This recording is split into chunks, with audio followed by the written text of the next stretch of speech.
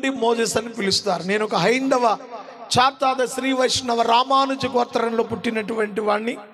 మా పూర్వీకులు దేవాలయాల్లో పూజారులుగా పనిచేశారు, ఇప్పటికీ చేస్తున్న వారు ఉన్నారు. మా తాతగారు తాళ్ళపూడి రామాలయంలో పూజారిగా పనిచేశారు, మా పెద్ద తాతగారు భద్రాచలంలో పనిచేశారు, మా మేనమామ ఇప్పుడు బతికే ఉన్నాడు, కొయ్యలగూడెంలో పూజారిగా పనిచేస్తున్నాడు, మా బావగారు ద్వారకా తిరుమల వాహన పూజారిగా పనిచేశారు. మాది కృష్ణా జిల్లా చల్లపల్లి మండలం పురుటిగడ్డ శివాలయం వెనక వీధిలో మా ఇల్లు.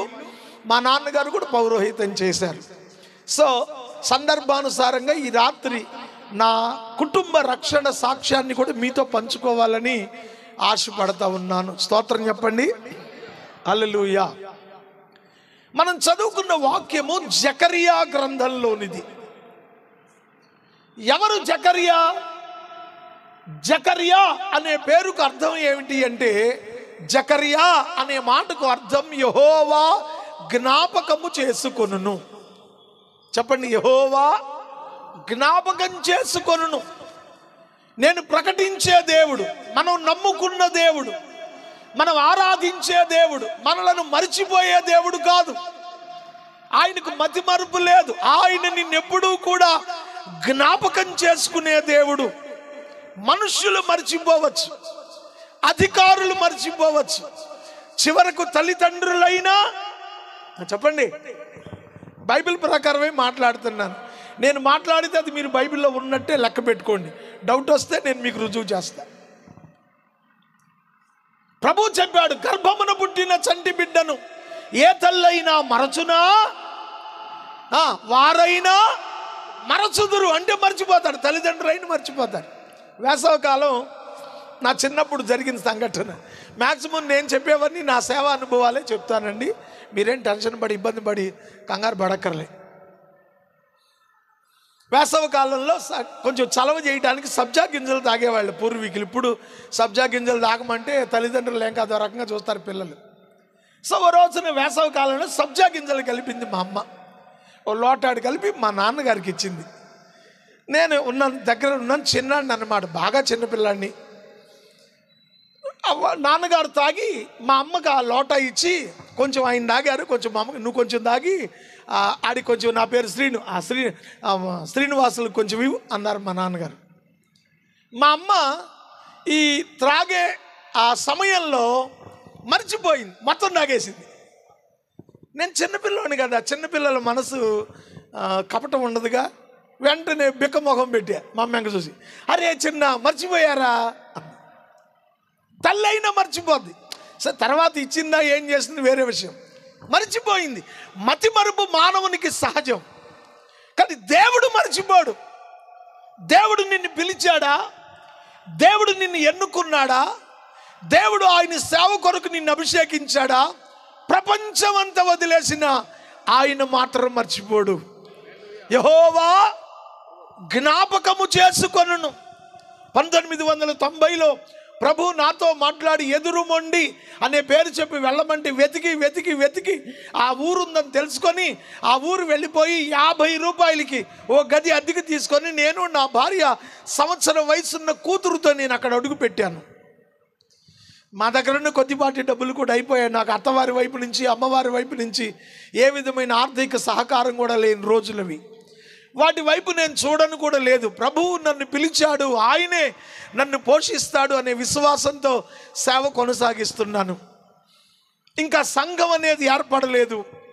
నేను నా భార్య ఆదివారం డ్రమ్ము కొట్టుకొని పాట పాడుకుంటూ కూర్చునే వాళ్ళు. ఇరుగు పొరుగోళ్ళు మమ్మల్ని విచిత్రంగా చూస్తూ ఉండేవాళ్ళు. ఎందుకంటే అప్పటికి ఆ ఊర్లో యేసు ప్రభు అంటే తెలియదు, చర్చిలు లేవు.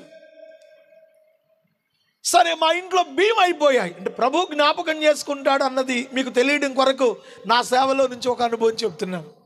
ఇంట్లో బియ్యం అయిపోయాయి, తినడానికి లేవు. సరే, నా భార్య అంది, ఏమండి ఉదయం మనం తినడానికి బియ్యం లేవు అన్నది. విన్నాను కదా, సరేలే అన్నాను. అయిపోయింది.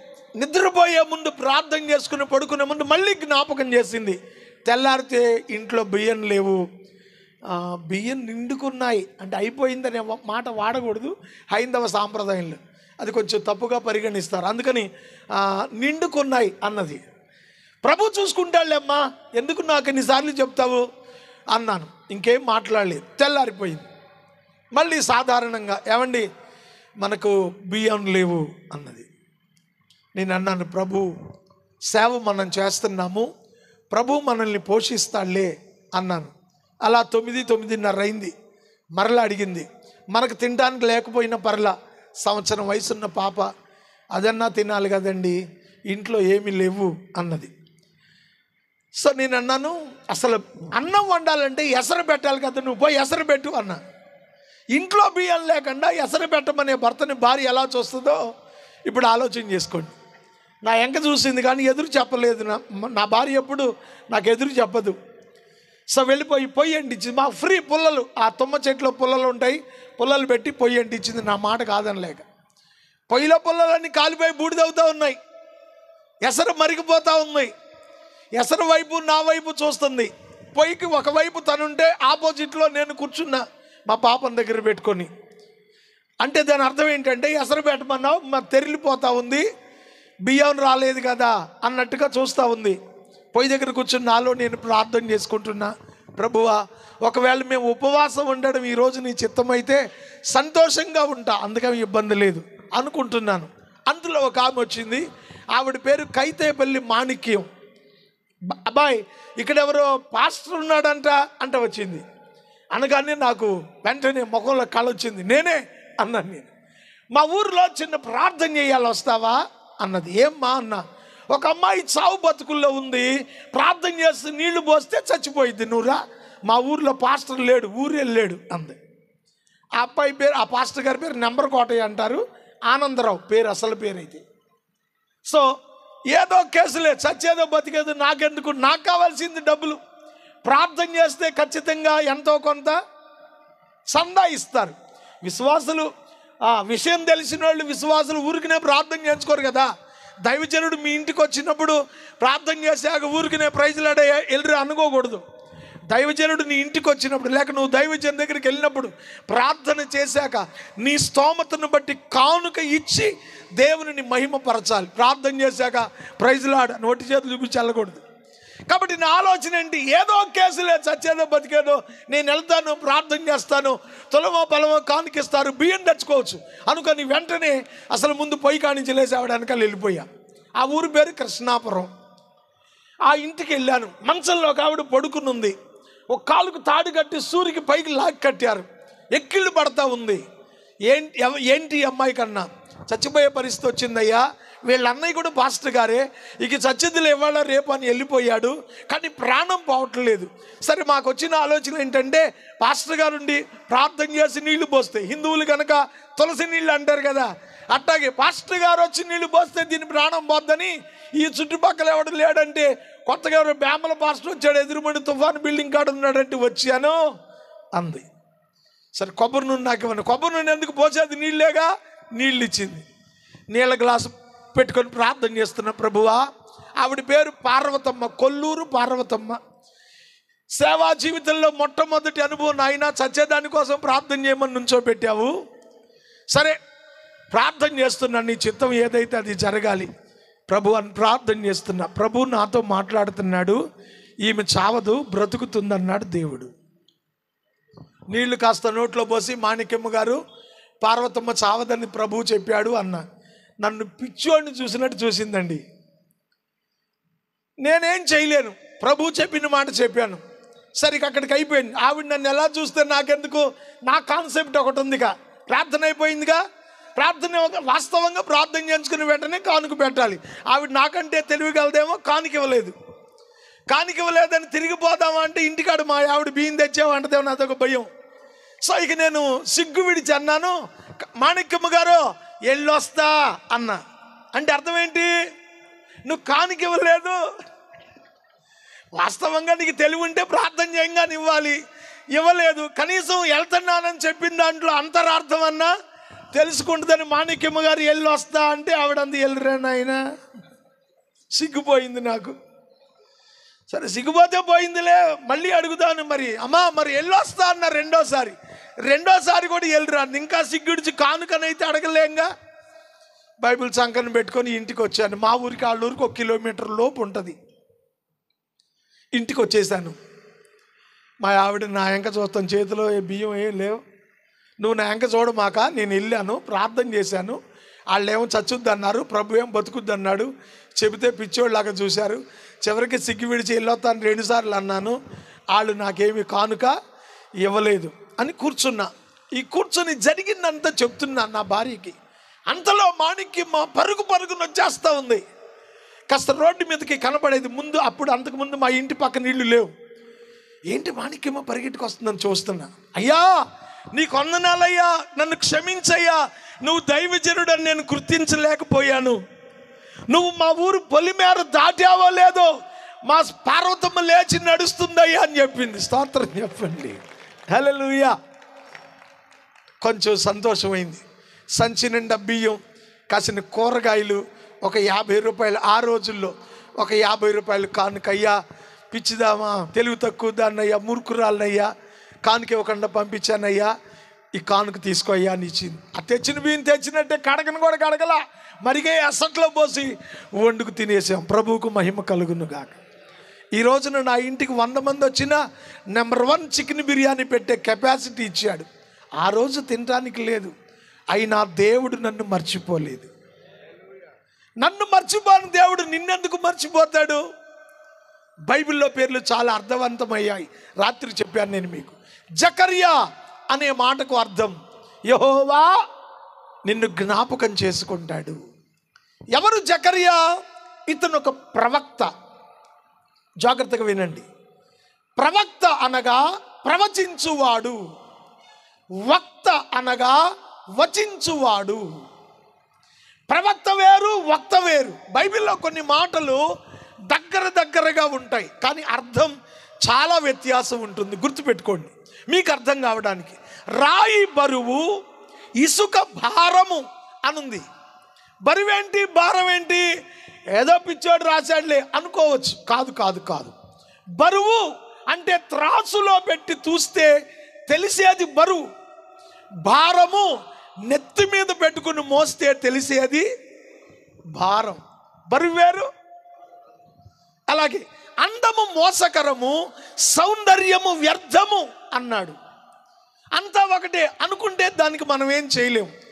కానీ అందము అనగా దేవుడు మనకు పుట్టుకతో ఇచ్చిన వర్చస్సు, ఇది అందం. సౌందర్యము దేవుడు ఇచ్చిన వర్చస్సుకు మనం చేసే ఎక్స్ట్రా మేకప్, ఇది సౌందర్యం. దేవుడు అందమైన చెవులు ఇచ్చాడు, దీనికి సౌందర్యం. 2 బెజ్జాలు పెట్టి 2 చెవులకి 2 నువ్వు తగిలించుకున్నందుకు నాకు తప్పు లేదు, నీకు తెలియాలి కదా, అందుకు చెప్తున్నా. ఈ 2 చెవులకి కష్టపడి ఏడిసి మొత్తుకుని మరి బెజ్జాలు పెట్టించుకొని ఇక ఎక్స్ట్రా బరువు మోస్తూ ఉంటారు తగిలిచ్చి, అది సౌందర్యం. దేవుడిచ్చిన చర్మం అందం, దాని మీద ఫేస్ క్రీమ్లు, పౌడర్లు, చెమ్కీలు, రంగులు ఒకదాని మీద ఒకటి అద్దుతామే, అది సౌందర్యం. అర్థమవుతుందా? అందం వేరు, అలాగే వక్త వేరు, ప్రవక్త వేరు. వక్త అంటే రాజకీయ నాయకుడు, ప్రవక్త అంటే నాకంటే గనులైన వేదిక మీద నా ముందున్న దైవజనుడు. మమ్మల్ని ప్రవక్తలు అంటారు. వక్త వేరు. వక్త అంటే రాజకీయ నాయకుడు, సేకరింపబడిన సమాచారాన్ని ప్రకటిస్తాడు. ప్రవక్త అనగా దేవుని సేవకుడు, దేవుని యొద్ద నుండి తెలుసుకొనిన సమాచారాన్ని ప్రకటించేవాడు దైవజనుడు. కనుక వక్తల కంటే ప్రవక్తలే శ్రేష్టమైన వాళ్ళు. కనుక దేవుని సేవకులు అనబడిన వారు, క్రైస్తవులు అనబడిన వారు ఒక ఉన్నతమైన స్థానంలో ఉన్నవారు. కనుక ఈ లోక సంబంధమైన అధికారాల కొరకు ప్రాకులాడే రాజకీయం అనే రొచ్చులోనికి క్రైస్తవుడు వెళ్ళకూడదు. దానికి లేనిపోయిన మాటలు తగిలించుకొని పోతానంటే దానికి ఎవడేం చేయలేడు. చివరికి వాడు బ్రతుకు భ్రష్టత్వంగా ముగియాలే తప్ప ఆధ్యాత్మికంగా బ్రతుకుతానంటే నేతికి బీరకాయలో నెయ్యిలాగానే ఉంటుంది అన్నమాట. అది దేవుడు మనకు ఒక రాజకీయ నాయకుల సహితము వాళ్ళ పైన చేతులుంచి ఆశీర్వదించే ఉన్నతమైన స్థానం దైవజనుడిది. ఆ భయంకరమైన ఆ రాజకీయంలో దేవుని పిల్లలు మనం కాలు పెట్టక ఉండటమే మంచిది ప్రియులారా. ఇతను ప్రవక్త. ప్రవక్తలు రెండు రకాలు, చిన్న ప్రవక్తలు, పెద్ద ప్రవక్తలు. చిన్న ప్రవక్తలు అంటే తక్కువ ప్రవచనాలు ప్రవచించిన వాళ్ళు. పెద్ద ప్రవక్తలు అంటే ఎక్కువ ప్రవచనాలు ప్రవచించిన వాళ్ళు.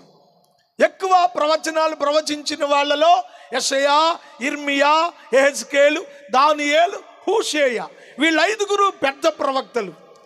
ఇక మిగిలిన మలాకీ వరకు ఉన్న వాళ్ళందరూ చిన్న ప్రవక్తలు. ఇక ఇంకొక సంగతి చెప్పాలి, ప్రవక్తలు 2 రకాలు, నిజమైన ప్రవక్తలు, అబద్ధ ప్రవక్తలు.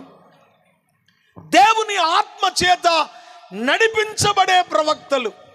ఈ సభకు రాక మునుపు అయ్యగారి గురించి, దేవుని సన్నిధిలో ఉన్న అయ్యగారి గురించి నేను విన్నాను.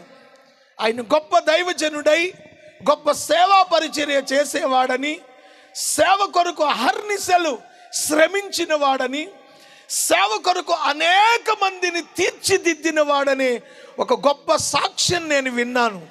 ఎంత మంచి పేరు, సుగంధ తైలము కంటే మంచి పేరు అన్న ఆ మాట దైవజనుడి జీవితంలో నెరవేర్చబడింది. ప్రభుకు స్తోత్రం చెప్దాం.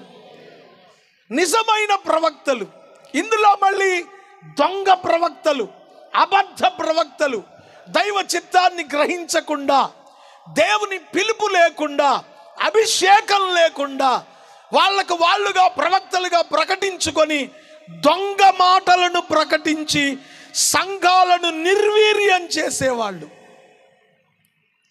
కనుక దేవుని సంఘమా, నీ స్థానిక దైవజనుడు కాకుండా వెలపటి సేవకులను నువ్వు పరిచయంలోనికి తెచ్చుకోకూడదు, వాళ్ళతో సాంగత్యం సన్నిహితంగా ఉండకూడదు. అదేంటి అయ్యారండి, మీరు వచ్చారు, మంచి వాక్యం చెప్పారు, మీతో కనెక్షన్ పెట్టుకుంటే తప్పే ఉంది, మిమ్మల్ని మా ఇంటికి పిలుచుకుంటే తప్పే ఉంది? తప్పే. ఒకవేళ నువ్వు నన్ను పిలవాలన్నా అమ్మగారి దగ్గరికి వెళ్ళాలి. అమ్మ, మన కోటాలకి నువ్వు అయ్యగారిని పిలిచావు కదా, మరి మా ఇంటి చుట్టుపక్కల హిందువులు ఉన్నారమ్మా, చిన్న కూటం పెట్టుకున్నా, అయ్యగారిని పిలుద్దాం అనుకుంటున్నా, పిలవమంటావా? స్థానిక తల్లిని అడగాలి, సంఘ కాపరిని అడగాలి.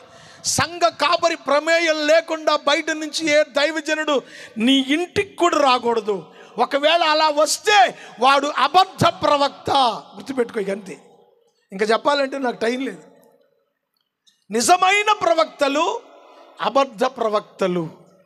ఇతడు ఒక శ్రేష్టమైన నిజమైన ప్రవక్త.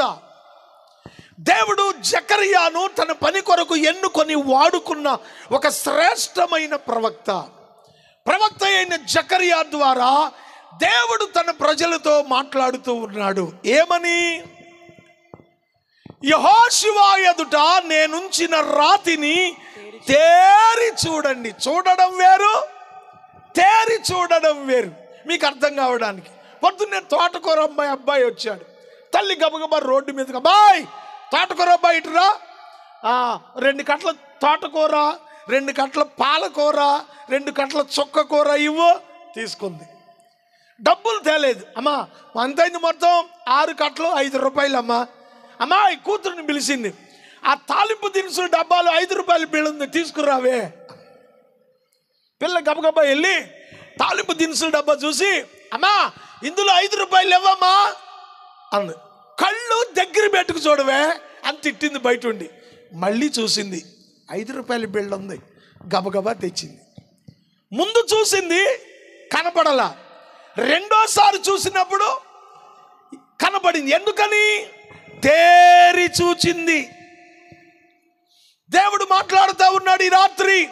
ప్రియమైన తాటాకులగూడెం వాస్తవ్యులారా, దేవుని వైపు మీరు తేరి చూస్తే నిజమైన దేవుడు ఎవరో మీరు గ్రహించడానికి వీలవుతుంది. ఆయన వైపు తేరి చూడాలట. యెహోషువ ఎదుట నేనుంచిన రాతిని తేరి చూడండి.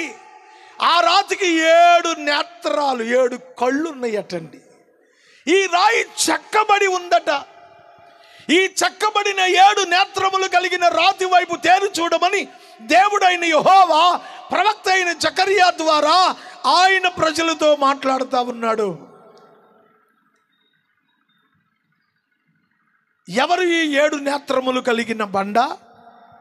అసలు బండ వైపు తేరి చూస్తే మనకే వస్తుంది.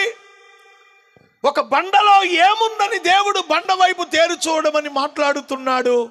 ఈ సంగతి మీకు మొదటిగా గుర్తు చేస్తాను.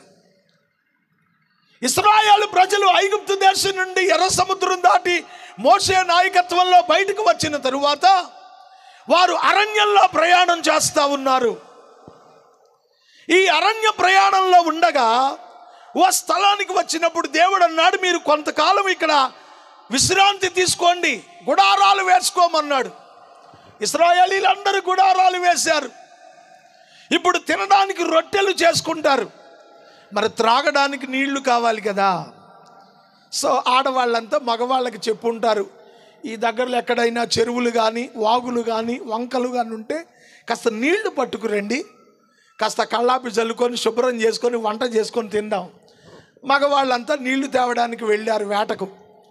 ఎక్కడా నీళ్లు కనిపించలేదు. తిరగ్గా ఒక చెరువు లాంటి ఒక కొలను కనబడింది. గబగబా అక్కడికి వెళ్ళి ఆ నీళ్లు పట్టుకొని తీసుకొద్దాం అనుకునే లోపు వీళ్ళు ఏం చేశారంటే, అసలు ఈ నీళ్లు ఎలా ఉన్నాయి అని చూద్దామని కాసి నోట్లో పోసుకున్నారు. మీరు కూడా ఆడవాళ్ళు గమనించండి, కుళాయిల దగ్గర పంపుల కాడ నీళ్లు పట్టేటప్పుడు ఆ బిందెలు కడిగి నీళ్లు పడుతూ కాసి నీళ్లు నోట్లో పోసుకునే అలవాటు ఉంటుంది ఆడవాళ్ళకి. సో వీళ్ళు కూడా నోట్లో పోసుకుంటే అవి చేదుగా ఉన్నాయి. చిచి ఈ నీళ్లు త్రాగడానికే పనికిరావు కదా, ఈ నీళ్లు త్రాగి మనం ఎలా బ్రతుకుతాం, ఇవి చేదుగా విషపూరితంగా ఉన్నాయి కదా, పదండి మోషే దగ్గరకు అని నాయకుడైన మోషే దగ్గరకు వచ్చారు. మోషే, ఇక్కడ త్రాగడానికి మాకు మంచి నీళ్లు లేవు, మాకు మంచి నీళ్లు కావాలి, నీళ్లు లేకుండా బ్రతకలేం కదా. మోషే అన్నాడు, మరి దేవుడే ఉండవు, ఇక్కడ గుడారాలు వేసుకోమన్నాడు కనుక నీళ్ల సంగతి కూడా దేవుడే చెప్తాడులే, ఉండండి. ప్రార్థన చేశాడు, ప్రభువా ఇక్కడ త్రాగడానికి మంచి నీళ్లు లేవు, ఉన్న నీళ్ళన్నీ చేదుగా ఉన్నాయి. అయితే ఒక పని చేయమని మోషే, నేను ఈ అరణ్యంలో ఒక చెట్టు నీకు చూపిస్తాను, ఆ చెట్టులాగే ఆ చేదు నీళ్ళలో వేయమను, ఆ నీళ్లు తీపిగా మారిపోతాయి అన్నాడు దేవుడు. దేవుడు చూపించిన ఒక చెట్టు లాగి మోషే ఇశ్రాయేలీలతో చెప్తా ఉన్నాడు, ఇశ్రాయేలీలారా, మన దేవుడైన యెహోవా ఈ చెట్టు నీళ్ళలో వేయడం ద్వారా నీళ్లు తీపిగా మారుతాయని చెప్తున్నాడు, రండి చూదురు గాని. అందరూ చూస్తూ ఉండగా ఆ చేదు నీళ్ళలో దేవుడు చూపించిన చెట్టు వేశాడు. ఇప్పుడు తాగి చూస్తే నీళ్ళన్నీ తీయగా ఉన్నాయి. స్తోత్రం చెప్పండి. దేవుడు ఏదైనా అద్భుతం చేశాడు అని దైవజనుడు చెప్తే ప్రభువును మహింపరచడానికి చప్పట్లు కొట్టాలి. ఇప్పుడు విశ్వాసులు ఎలాగైపోయారంటే పాదిరి గారుల కోసం కొట్టడం తప్ప దేవుని కోసం కొట్టడం అనేది మర్చిపోయారు. అసలు ఆ పాదిర్లు కూడా అట్టాగే తయారయ్యారు. అరే అబ్బాయి, నేను ప్రసంగం చేస్తూ ఉంటా, మన టీం అంతా పక్కన ఉండాలి, నేను అంటే చప్పట్లు కొట్టాలి, అంటే చప్పట్లు కొట్టాలి, వంగున్నా చప్పట్లు కొట్టాలి, లెగిసినా ఈ దిక్కుమాలి చప్పట్లు కొట్టమాకండి, అసలు ఏ పాదిరికి కొట్టమాకండి. ప్రభు గొప్ప కార్యం చేశాడని ఏ దైవజనుడు ప్రకటించినా వెంటనే స్పందించి ప్రభువును మహింపరచాలి. స్తోత్రం చెప్పండి. హల్లెలూయా. చేదు నీళ్లు తీపిగా మారిపోయాయి. ఇశ్రాయేలీలందరూ అత్యానంద భరితులై నీళ్లు తాగారు, ముగ్ధులైపోయారు. వీళ్ళకు ఒక సందేహం, ఇంతకు మునుపు నీళ్లు చేదుగా ఉన్నాయి, ఆ చెట్టేయగానే నీళ్లు తీపిగా మారిపోయాయి, ఏంట్రా పెద్దోడా, ఏంట్రా చిన్నోడా అనుకుంటే ఓ పెద్ద ఆయన అన్నాడు, ఏమీ లేదురా, మన దేవుడు ఆ చెట్టులోకి వచ్చాడు, అందుకే నీళ్లు తీపిగా మారిపోయినాయి. ఇంతకు ముందు నీళ్లు చేదు నీళ్ళే, దేవుడు చెప్పిన చెట్టు అందులో వేసినప్పుడే కదా అవి తీపిగా మారిపోయాయి. కాబట్టి మనకు కనిపించిన దేవుడు ఆ చెట్టులోకి వచ్చాడు, నీళ్ళలోకి వెళ్ళాడు, నీళ్లు తీపిగా మారిపోయాయిరా. అవునా? అమ్మో, ఇది మామూలు చెట్టు కాదు, అయితే దేవుడు వచ్చిన చెట్టు, ఇది దేవుడి చెట్టు, దేవుడే అయిపోయాడు. ఇక అరణ్య యాత్రలో వీళ్ళకి ఆ చెట్టు కనపడితే చాలు, అక్కడికి వెళ్ళా దండం పెట్ట. ఎక్కడ చెట్టు కనబడితే అక్కడ దేవుడు ఉన్నాడని ఆరాధించే సంస్కృతి ఇశ్రాయేలీలది, భారతీయులది కాదు. భారతదేశంలో ఈనాడు ఎక్కడైనా చెట్లు పూజిస్తే దీనికి మూలం బైబిలే.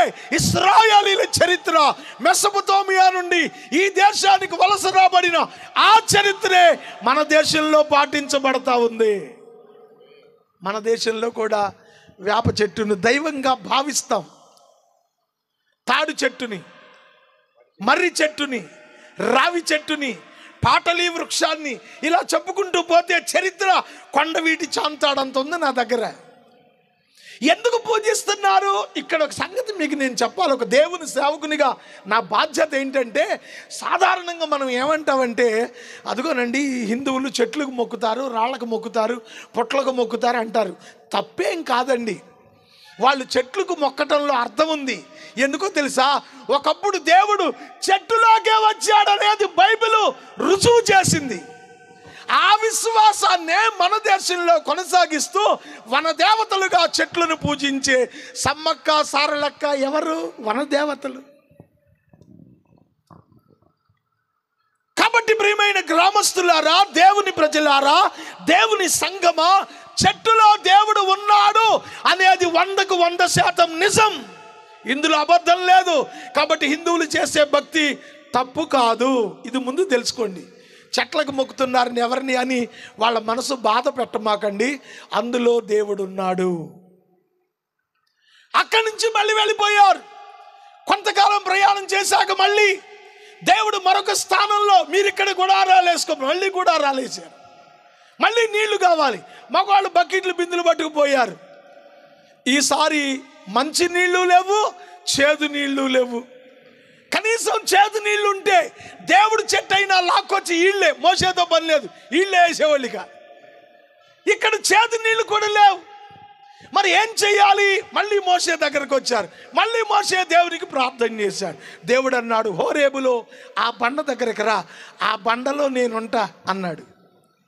ఆ బండకి ఎదురుగుండా నువ్వు నిలబడు, ఇశ్రాయేలీలు చూస్తుండగా నీ చేతిలో ఉన్న కర్రతో ఆ బండను కొట్టు, నేను నీకు నీళ్ళు ఇస్తా అన్నాడు. ప్రపంచంలో ఎక్కడైనా కర్రతో రాయిని కొడితే రాయన్నా పగలాలి, కర్రన్నా ఇరగాలి, నిప్పన్నా పుట్టాలి, నీళ్లు మాత్రం దేవుడు చెప్పాడు, ఎవడేం చేయడానికి లేదు. 6 లక్షల కాలు బలం చూస్తూ ఉండగా మోషే తన చేతిలో ఉన్న కర్రను హోరేబులో బండను కొట్టగా బండ పగిలి నీటి ప్రవాహం దేవుడు అనుగ్రహించగా 22 లక్షల మంది నీళ్లు తాగారు. 22 లక్షల మంది నీళ్లు తాగారు. తాగి తృప్తి పొందిన ఇశ్రాయేలీయులకు మళ్ళీ మనసులో ఆలోచన, ఇంకేముందరు ఆలోచన, మన చెట్టులోకి వచ్చిన దేవుడే ఇవాళ రాయిలోకి. కాబట్టి ఇది మామూలు బండ కాదురా, మన దేవుడు వచ్చిన బండిది. దేవుడు బండ, దేవుడే బండ. ఏ బండకైనా మొక్కుతాం మనం మన దేశంలో. ఎందుకు? తప్పేం కాదు. మన పూర్వీకులు లేక ఇశ్రాయేలీయుల దగ్గర దేవుడు బండలోనికి ప్రత్యక్షమైన మాట నిజం. కనుక రాయిలో దేవుడున్నాడు లేడు అని మీరు ఎవరిని అవమానించకండి. రాయిలో దేవుడున్నాడు, చెట్టులో దేవుడున్నాడు, పాములోకి దేవుడు వచ్చాడు. ఇదంతా బైబిలే చెప్తుంది. మరి బైబిలే దీన్ని నమ్మినప్పుడు, బైబిలే దీన్ని బోధించినప్పుడు నీ తోటి వాళ్ళ దగ్గరికి వెళ్ళి నువ్వు రాళ్ళు రప్పలు చెట్లు పొట్లకు మొక్కమాక అని నువ్వెందుకు అనాలి? వాళ్ళ మనసు ఎందుకు గాయపడాలి? ఇది నిజమే కదా. అయితే మీరు అనొచ్చు, అయ్యగారండి మరి మనం కూడా మరి రాళ్ళు రప్పలు తెచ్చుకున్నావా, చెట్లు పొట్లకు మొక్కేద్దామని? ఇప్పుడు లేదు. మరి చెట్టులో దేవుడు వచ్చిన మాట నిజం, రాయిలోకి దేవుడు వచ్చిన మాట నిజం, ఎత్తబడిన ఇత్తడి సర్పంలోనికి దైవ ప్రత్యక్షత దిగి వచ్చిన మాట నిజం. మరి ఇప్పుడు ఎందుకు పూజించకూడదని చెప్తావు అంటే, కొలసీ పత్రిక 3వ అధ్యాయం 16వ వచనం, 2వ అధ్యాయం 16వ వచనం చూడండి. అపోస్తలుడైన పౌలు కొలసీలకు రాసిన పత్రిక 2వ అధ్యాయంలో చదువున్నాను 2:16. అన్నపానముల విషయములో అయినను పండగ అమావాస్య విశ్రాంతి పౌలు అంటాడు, సంఘమా, ఓ కొలసీలో ఉన్న క్రైస్తవులారా, వాక్యాన్ని సరిగా ఎరగని వారులారా, వాక్యపు లోతు తెలియని వారులారా తెలుసుకోండి. కాబట్టి అన్నపానముల విషయంలో అయినను, పండుగ అమావాస్య అను వాటి విషయంలో అయినను మీరు ఎవరికి నీ తీర్పు తీర్చుటకు అవకాశం ఇవ్వద్దు. ఇవి రాబో వాటి యొక్క ఛాయ. ఛాయ ఛాయ అంటే నీడ. రాబోవు దైవ ప్రత్యక్షత యొక్క ఛాయయే గాని నిజ స్వరూపము యేసుక్రీస్తులో నిక్షిప్తమై ఉంది అన్నాడు పౌలు గారు. ఏమో నువ్వేదో చెప్పావు నాకు అర్థం కాల అనుకుంటున్నావా? అర్థమవుద్ది. ఈ కోటాలకి పేపర్లు వేసారా? హ్యాండ్ బిల్స్ మీరు చూసారా? హ్యాండ్ బిల్స్లో నా ముఖం చూసారా? రైట్, కొత్త ముఖం. ఎవరో ఎదురుమండి మోజేస్ గారంట అమ్మగారు సజెస్ట్ చేశారు. అంతకుముందు పెద్దయ్య గారు ఉన్నప్పుడు కూడా తీసుకొద్దాం అనుకున్నారంట. ఎట చెబుతాడు ఏంటో అనుకున్నారు. నన్ను చూడలే మీరు. సో ఇరుగు పరుగోళ్ళు, ఏమ్మా ఈ సంవత్సరం మీ సంఘంలో కోటాలు అంటగా 5 ఏళ్ల తర్వాత. అవును అక్కాయ్, ఎవరు వస్తున్నారు? పాస్టర్ గారు ఎదురుమండి మోజేస్ గారంట. ఎట్టుంటాడు? నీ దగ్గర ఉన్న పేపర్ చూపిస్తాం. ఇదిగో ఈ పేపర్ తీసుకో. ఈ పేపర్లో ఉన్నాడే ఈయనే ఎదురుమండి మోజేస్ గారు. ఈయన అనుకున్నావు. నువ్వు చూడలేదు, ఆవిడికి తెలియదు. ఓకే, మీటింగ్ రోజుకు నేను వచ్చేసా. స్టేజ్ మీదకి పిలిచి వాక్యానికి టైం ఇచ్చారు. మళ్ళీ నీ పక్కన ఆవిడ అడిగింది, ఎదురుమండి మోజేస్ గారు అన్నావుగా ఏడి అంది. ఇప్పుడు మళ్ళీ పేపర్ తీసి ఇడుగో అంటావా? చెయ్యడు చూపించి అడుగో అంటావా? ఏమంటా? రైట్, ఇడుగో అనొచ్చుగా పేపర్లో చూపించి. నేను రాకముందు పేపర్లో ఉన్న మోజెస్కి విలువ అది చూస్తావు. నేను వచ్చిన తర్వాత ఇక ఆడికి విలువ లేదు, అది కొట్టేసి నన్ను చూస్తావు. ఒకవేళ నేను వచ్చాక కూడా పేపర్లో మోజెస్నే చూస్తే నిన్ను విశాఖపట్నం తీసుకెళ్ళాలి, ఇక లేకపోతే ఇటు ఎర్రగడ్డ. ఎందుకో? పిచ్చాసుపత్రికి. మనిషి బతికుండంగా, మనిషి ఎదురుగా ఉండంగా పేపర్ రోడ్కి విలువ. అలాగే దేవుడు శరీరధారిగా రాకమునుపు ఆత్మస్వరూపిగా ఉన్నప్పుడు ఆయన ప్రత్యక్షత ప్రకృతిలో ప్రత్యక్షమైన మాట నిజం. కానీ ఆ దైవ ప్రత్యక్షత శరీరధారిగా యేసుక్రీస్తు అనే పేరుతో ఈ భూమి మీద 33.5 సంవత్సరాలు నడిచిందే. అక్కడ ఆత్మ ప్రత్యక్షత కొట్టివేయబడి క్రీస్తులోకి దైవత్వం దిగి వచ్చింది. కాబట్టి అప్పుడు పాములోను, చెట్టులోను, రాయిలోను ఉన్నది నిజం. ఇప్పుడు వాటిలో దైవత్వం లేదు. దేవుడు కావాలనుకుంటే యేసే దేవుడు, ఆయన దగ్గరికే రావాలి. కను ఇది బైబిల్ చెప్తున్న సత్యం. ఈ సంగతి వాళ్ళకి చెప్తే అర్థమవుతుంది. అంతేగాని రాళ్ళకి, రప్పలకి, చెట్లకి, పొట్లకి అనమాకండి. ఇశ్రాయేలీయులు రాతిని చూచి రాతిలో దేవుడు ఉన్నాడనే ఒక విశ్వాసంతో జీవించిన కాలం పోయి ఇక ఇశ్రాయేలీయులు ఎలాగైపోయారు అంటే ఇక దేవుడు అనగానే ప్రకృతినే చూడడం ప్రారంభించారు. దేవుడు చూశాడు, సర్వ సృష్టికర్తనైన నన్ను విడిచిపెట్టి నేను చేసిన ప్రకృతిలో దైవత్వాన్ని వెతికే ఈ మనుషులకు నా దైవ ప్రత్యక్షత ఏంటో తెలియచేయాలనుకొని వారి ఎదుట 7 నేత్రములు కలిగిన రాతి బండగా ఒక బండను అక్కడ ఉంచాడు. ఈ 7 నేత్రములు కలిగిన రాయి ప్రభువైన యేసుక్రీస్తుకు సాదృశ్యం.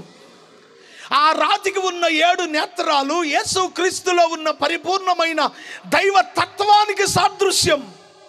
ఆ రాతికి ఉన్న 7 నేత్రాలు దేవుని 7 ఆత్మలు.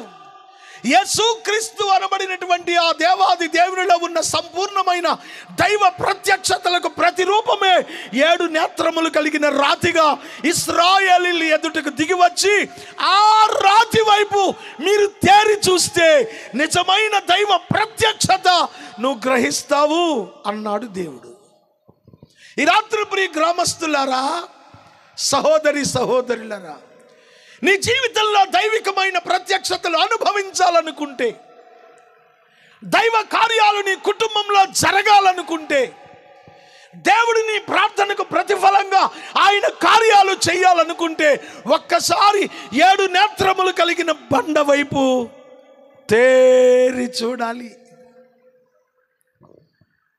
ఈ బండ ప్రభువైన యేసుక్రీస్తుకు సాదృశ్యంగా మన ఎదుట ఉంచబడింది. ప్రియులారా, యేసుక్రీస్తులో ఉన్న 7 దైవ ప్రత్యక్షతలు 7 నేత్రాలైతే ఒక్కొక్క ప్రత్యక్షత క్రీస్తులో ఏ విధంగా నిక్షిప్తమై ఉందో ధ్యానం చేద్దాము. మొదటి ప్రత్యక్షత పేతురు రాసిన మొదటి పత్రిక 2వ అధ్యాయం 4వ వచనం చూడండి.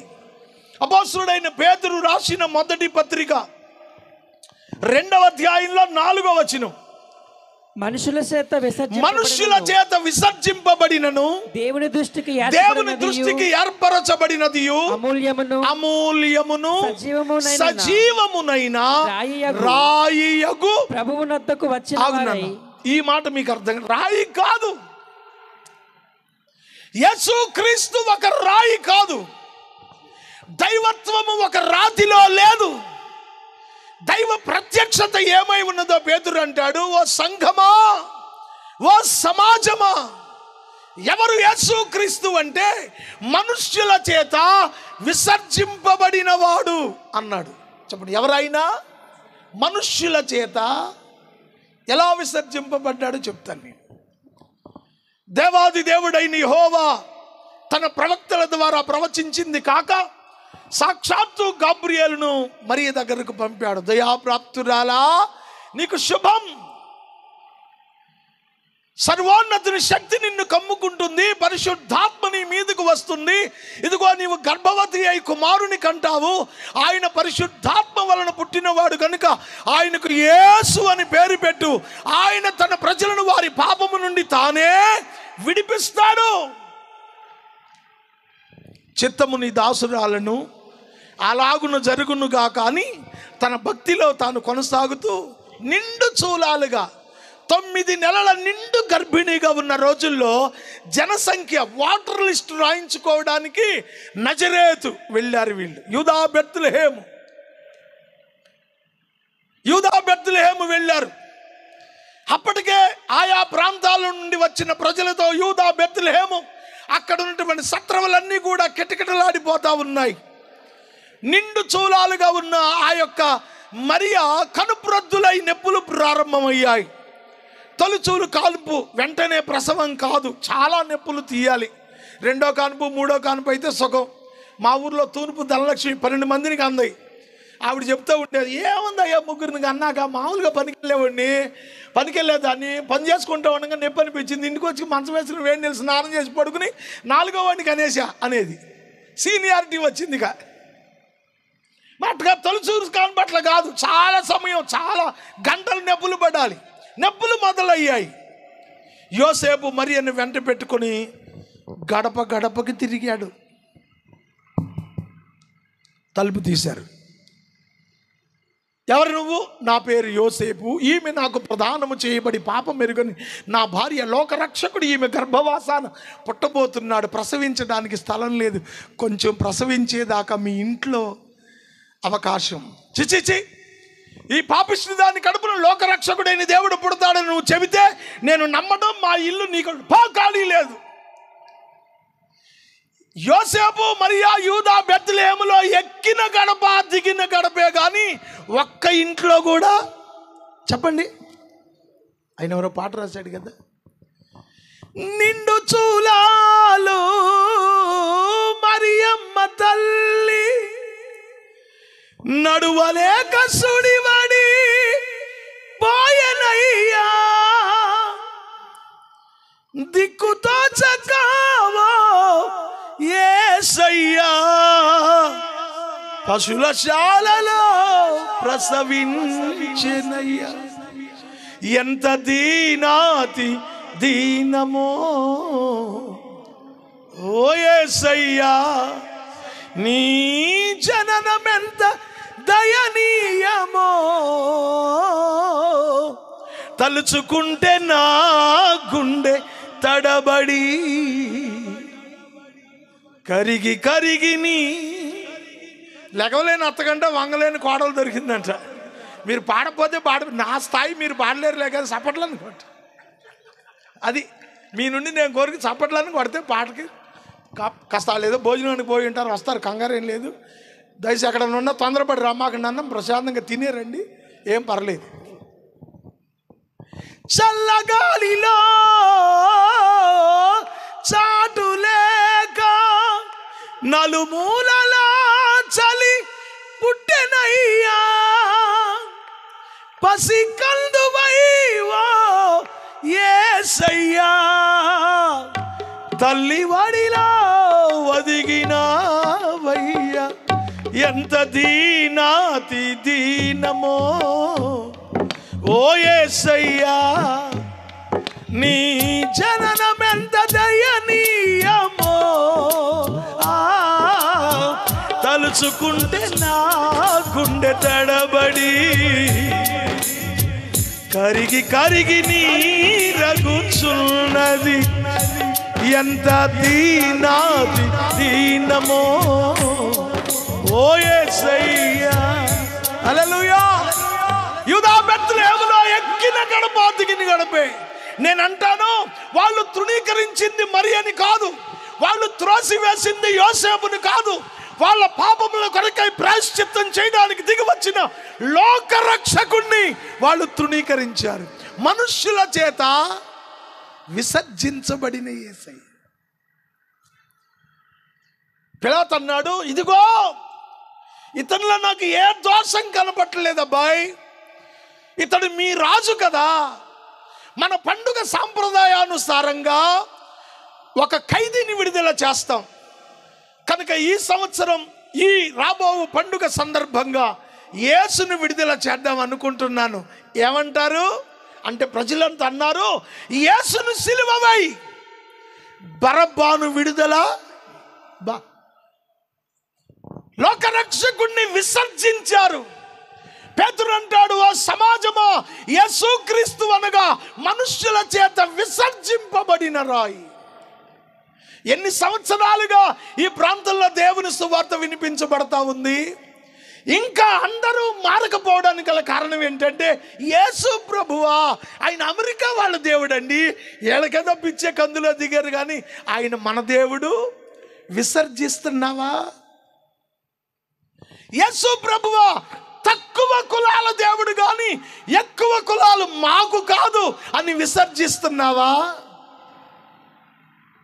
యేసు ప్రభువా 2000 సంవత్సరాల క్రితం వచ్చినాడు, కోట్ల సంవత్సరాల చరిత్ర ఉన్న మాకా దేవుడు కాదు అని విసర్జిస్తున్నారు. మనుష్యుల చేత విసర్జించబడిన యేసులో ఉన్న మొదటి ప్రత్యక్షత, మొదటి నేత్రం. పౌలు అంటాడు, ఆయన సజీవమును, దేవుని ఆయన అమూల్యమును సజీవమునైన రాయియగు ప్రభువు. It's not a stone, it's not a rock. ఇదొక రాయి కాదు, ఇదొక బండ కాదు. యేసుక్రీస్తు అనగా మనుష్యుల చేత విసర్జించబడిన వాడైనా దేవుని చేత ఏర్పాటు చేయబడిన అమూల్యము సజీవమైన దేవుడు. స్తోత్రం చెప్పండి.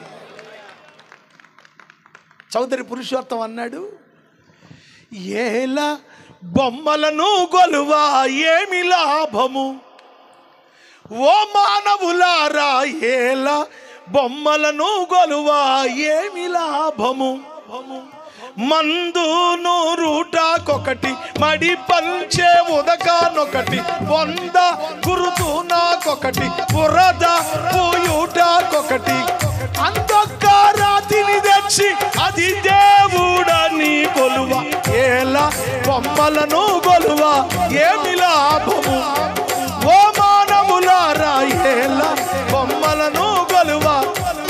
హల్లెలూయా. బ్యాటరీ ఛార్జ్ అయింది మనోడికి. స్తోత్రం చెప్పండి. మా బాబు అన్నప్పుడు ఎటు కొట్టి పెట్టకూడదు, చూసావా? అందుకే తిండి పెట్టాలండి. ప్రియమైన దేవుని బిడ్డలారా, దేవుని వాక్యం చెప్తా ఉంది ఆయన సజీవమైన దేవుడు. అందుకే చౌదరి పురుషోత్తం ఆ పాట రాశాడు. ఎందుకు మీరు బొమ్మల్ని కొలుస్తారు? ఆలోచన చేయండి ఒకసారి. నాటు వైద్యుడు మందు నూరేది సనికిలే అంటారు. పాతకాలం వాళ్ళకి తెలిసి, ఇప్పుడు వాళ్ళకి గ్రైండర్లు మిక్సర్లే కానీ సనికిలు అన్నా, రోల్ అన్నా, రోకలు అన్నా, కుంది అన్నా తెలవదు. ట్రైనింగ్ అవుతూ ఉంటారు మా దగ్గర పిల్లలు. మా ఆవిడ పిల్లోడిని పిలిచి, అబ్బాయి అయ్యగారికి అన్నం పెట్టాను కానీ చికెన్ పెట్టింది, వేస్ట్ ప్లేట్ ఎత్తురా అందిండి. వీడికి అబ్బాబు లోపల గదంతా తిరిగి మళ్ళీ వచ్చాడు. ఏది అబ్బాయి, నాకు ఎక్కడ వేస్ట్ ప్లేట్ కనపడలేదమ్మా అన్నాడు. ట్రైనింగ్ అయ్యే కుర్రోళ్ళు వేస్ట్ ప్లేట్ అంటే తెలవలు అసలు వాడికి. అంటే తినేసిన ముళ్ళు ఎముకలు వేసుకొని వేరే ప్లేట్ పెడతాంగా, ఇది వేస్ట్ ప్లేట్, అది ఎట్లా ఉంటుందో అనుకుని ఇల్లంతా తిరిగి మళ్ళీ వచ్చాడు. అమ్మా వేస్ట్ ప్లేట్ ఎక్కడ లేదమ్మా అన్నాడు. అంత తెలివైన వాళ్ళు ఇప్పుడున్న నాలెడ్జ్ అది. పూర్వం సనికిలు ఉండేది. సనికిల్లో మనం ఆడవాళ్ళు అయితే అల్లం మిరియాలు ఇవన్నీ పచ్చిమిరపకాయలు నూరుకోవడానికి, నాటు వైద్యులు సనికిల మీద మందు నూరేవాళ్ళు. చౌదరి పురుషోత్తం అన్నాడు, నాటు వైద్యుడు మందు నూరేది సనికిలి రాయి. మందు నూరుటాకొకటి సనికిలి, మడి పంచే ఉదకానొకటి, చాకలి బట్టలు ఉతికేది ఎక్కడ అకాయ్, ఎక్కడ రాయి. బొందా గురుతు నాకొకటి, సచ్చినవాడు సమాధి దగ్గర వేసేది చెప్పండి రాయి. అదే ఒకటి నువ్వు తెచ్చి దండం పెడుతున్నావు, నీకు తెలివి ఉందా? దేవుడు రాయి కాదు, ఆయన సజీవుడైన దేవుడు. యోహాను సువార్త 1:4 ప్రకారం ఆయనలో జీవం ఉండెను, ఆ జీవం మనుషులకు వెలుగై ఉండెను, ఆ వెలుగు చీకటిలో ప్రకాశించుచుండెను కానీ చీకటి దానిని గ్రహించడం లేదు. ప్రియ స్నేహితులారా, దైవత్వము ఒక రాతిలో లేదు. దైవత్వము అనేది ఒక నిత్య జీవార్థమైన శక్తి, ద పవర్ ఆఫ్ లైఫ్, జీవపు శక్తి. యేసుక్రీస్తు అంటే ఒక రాయిని పోల్చి చెప్పడానికి ఆయన కాదు. ఆయన ఎవరంటే సజీవుడైన దేవుడు. ఆయన అమూల్యమును సజీవమునైన రాయియగు ప్రభు. యేసుక్రీస్తులో ఉన్న మొదటి ప్రత్యక్షత జీవము. గుర్తుపెట్టుకోండి, ఇది ఏంటది? మొదటి నేత్రం. 7 నేత్రాలు కదా. మొదటి నేత్రం ఏంటంటే యేసుక్రీస్తు జీవము కలిగిన వాడు, ఆయనలో జీవం. ఓ రోజు మా సంఘ పెద్ద ఇంట్లో ప్రార్థన పెట్టాం, కుటుంబ ప్రార్థన. మరి పల్లెటూరు కదా, ఒక్కొక్కళ్ళు వస్తూ ఉంటారు. సరే, నేను మా ఆవిడ మా పాప, ఇంకా బాబు పుట్టలేదు, 2 పిల్లలు నాకు, 2 సేవలోనే ఉన్నారు. ప్రియమైన దేవుని బిడ్డలారా, సరే చిన్నపిల్ల పాప కూడా. సరే మేము వెళ్ళాము, విశ్వాసులు రావడానికి టైం పడుతుంది కదా. మా సంఘ పెద్ద నేను నా భార్య, మా సంఘ పెద్ద ఆయన భార్య, 4 ప్రార్థన చేసుకుంటున్నాం. ఈలోపు ఏడుపులు వినపడుతున్నాయి ఆపోజిట్ ఇంటి దగ్గర నుండి. ఉన్నట్టుండి ఏడుపులు ఏంటా అని బయటకు వచ్చాం ప్రార్థన ఆపి. ఈ ఎదురుగుండా ఉన్న ఇల్లు మా సంఘ పెద్ద సైకం పోతురాజు. బాప్తీసం ఇచ్చాక పోతు కత్తిరించి రాజు అట్టు పెట్టేగా, ఆయన పేరు రాజు, సైకం రాజు. వాళ్ళ పిన్ని ఆపోజిట్ ఇల్లు, ఆవిడ పేరు సైకం నాగమ్మ. జనరల్ హాస్పిటల్లో చచ్చిపోయింది. శవాన్ని తెచ్చారు. హిందూ సాంప్రదాయ ప్రకారం 2 కాళ్ళ బొటని వేళ్లకు తాడు కట్టి, ముక్కులో దూది పెట్టి, తలకాడ దీపారాధన పెట్టి, సాంబ్రాణి కడ్డీలు వెలిగించి సాంప్రదాయబద్ధంగా ఏడుస్తున్నారు.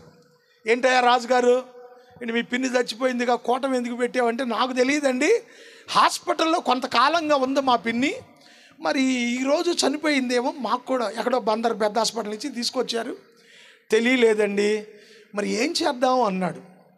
సరే, విశ్వాసులు వచ్చేదాకా మళ్ళీ మనం ప్రార్థన చేసుకుందాం. ఎదురింట్లో ఏడుస్తుంటే మనం డ్రమ్ము కొట్టయితే కూటం పెట్టలేం కదా. కాబట్టి కూటం క్యాన్సిల్.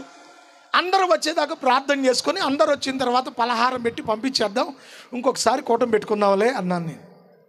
సరే అన్నాడు. మళ్ళీ మేము లోపలికి వెళ్ళి ప్రార్థన చేసుకుంటున్నాం. ఈలోపు విశ్వాసులంతా గ్యాదర్ అవుతున్నారు. ఈ చనిపోయిన నాగమ్మ వాళ్ళ అక్క పేరు సైకం రాఘవమ్మ. ఈ రాఘవమ్మ అనే ఆవిడ వచ్చింది మా ఇంటికి, మేమున్న సంఘ పెద్ద ఇంటికి వచ్చి మా సంఘ పెద్దను అడుగుతుంది, యారా పోతురాజు, మీ పాస్టర్ గారు పెద్ద రంకిలే చెప్తాడు మా దేవుడు గొప్పోడని, మా నాగమ్మ బతుకుద్దారా ప్రార్థన చేస్తే. ఆవిడకున్న కోరిక, ఆశ. ఈయనేం చెప్తాడు, ఈయన దగ్గర ఏం జవాబు ఉంది, నా దగ్గర కూడా జవాబు లేదు. కళ్ళు తెరిస్తే నన్ను అడుగుతారని కళ్ళు కూడా తెరవకుండా ప్రార్థన చేస్తున్నా. ప్రభువా, ఒక అన్యురాలో అడుగుతుందయ్యా, నన్నేం చెప్పమంటావు? ప్రభు స్వరం వినపడుతుంది, నా కుమారుడా నాగమ్మ లేచి నడుస్తుందని చెప్పి అన్నాడు దేవుడు. ఇక ఆన్సర్ దొరికిందిగా, కళ్ళు తెరిచా. మా సంఘ పెద్ద మా పిన్న ఇట్లా అంటుందండి అన్నాడు.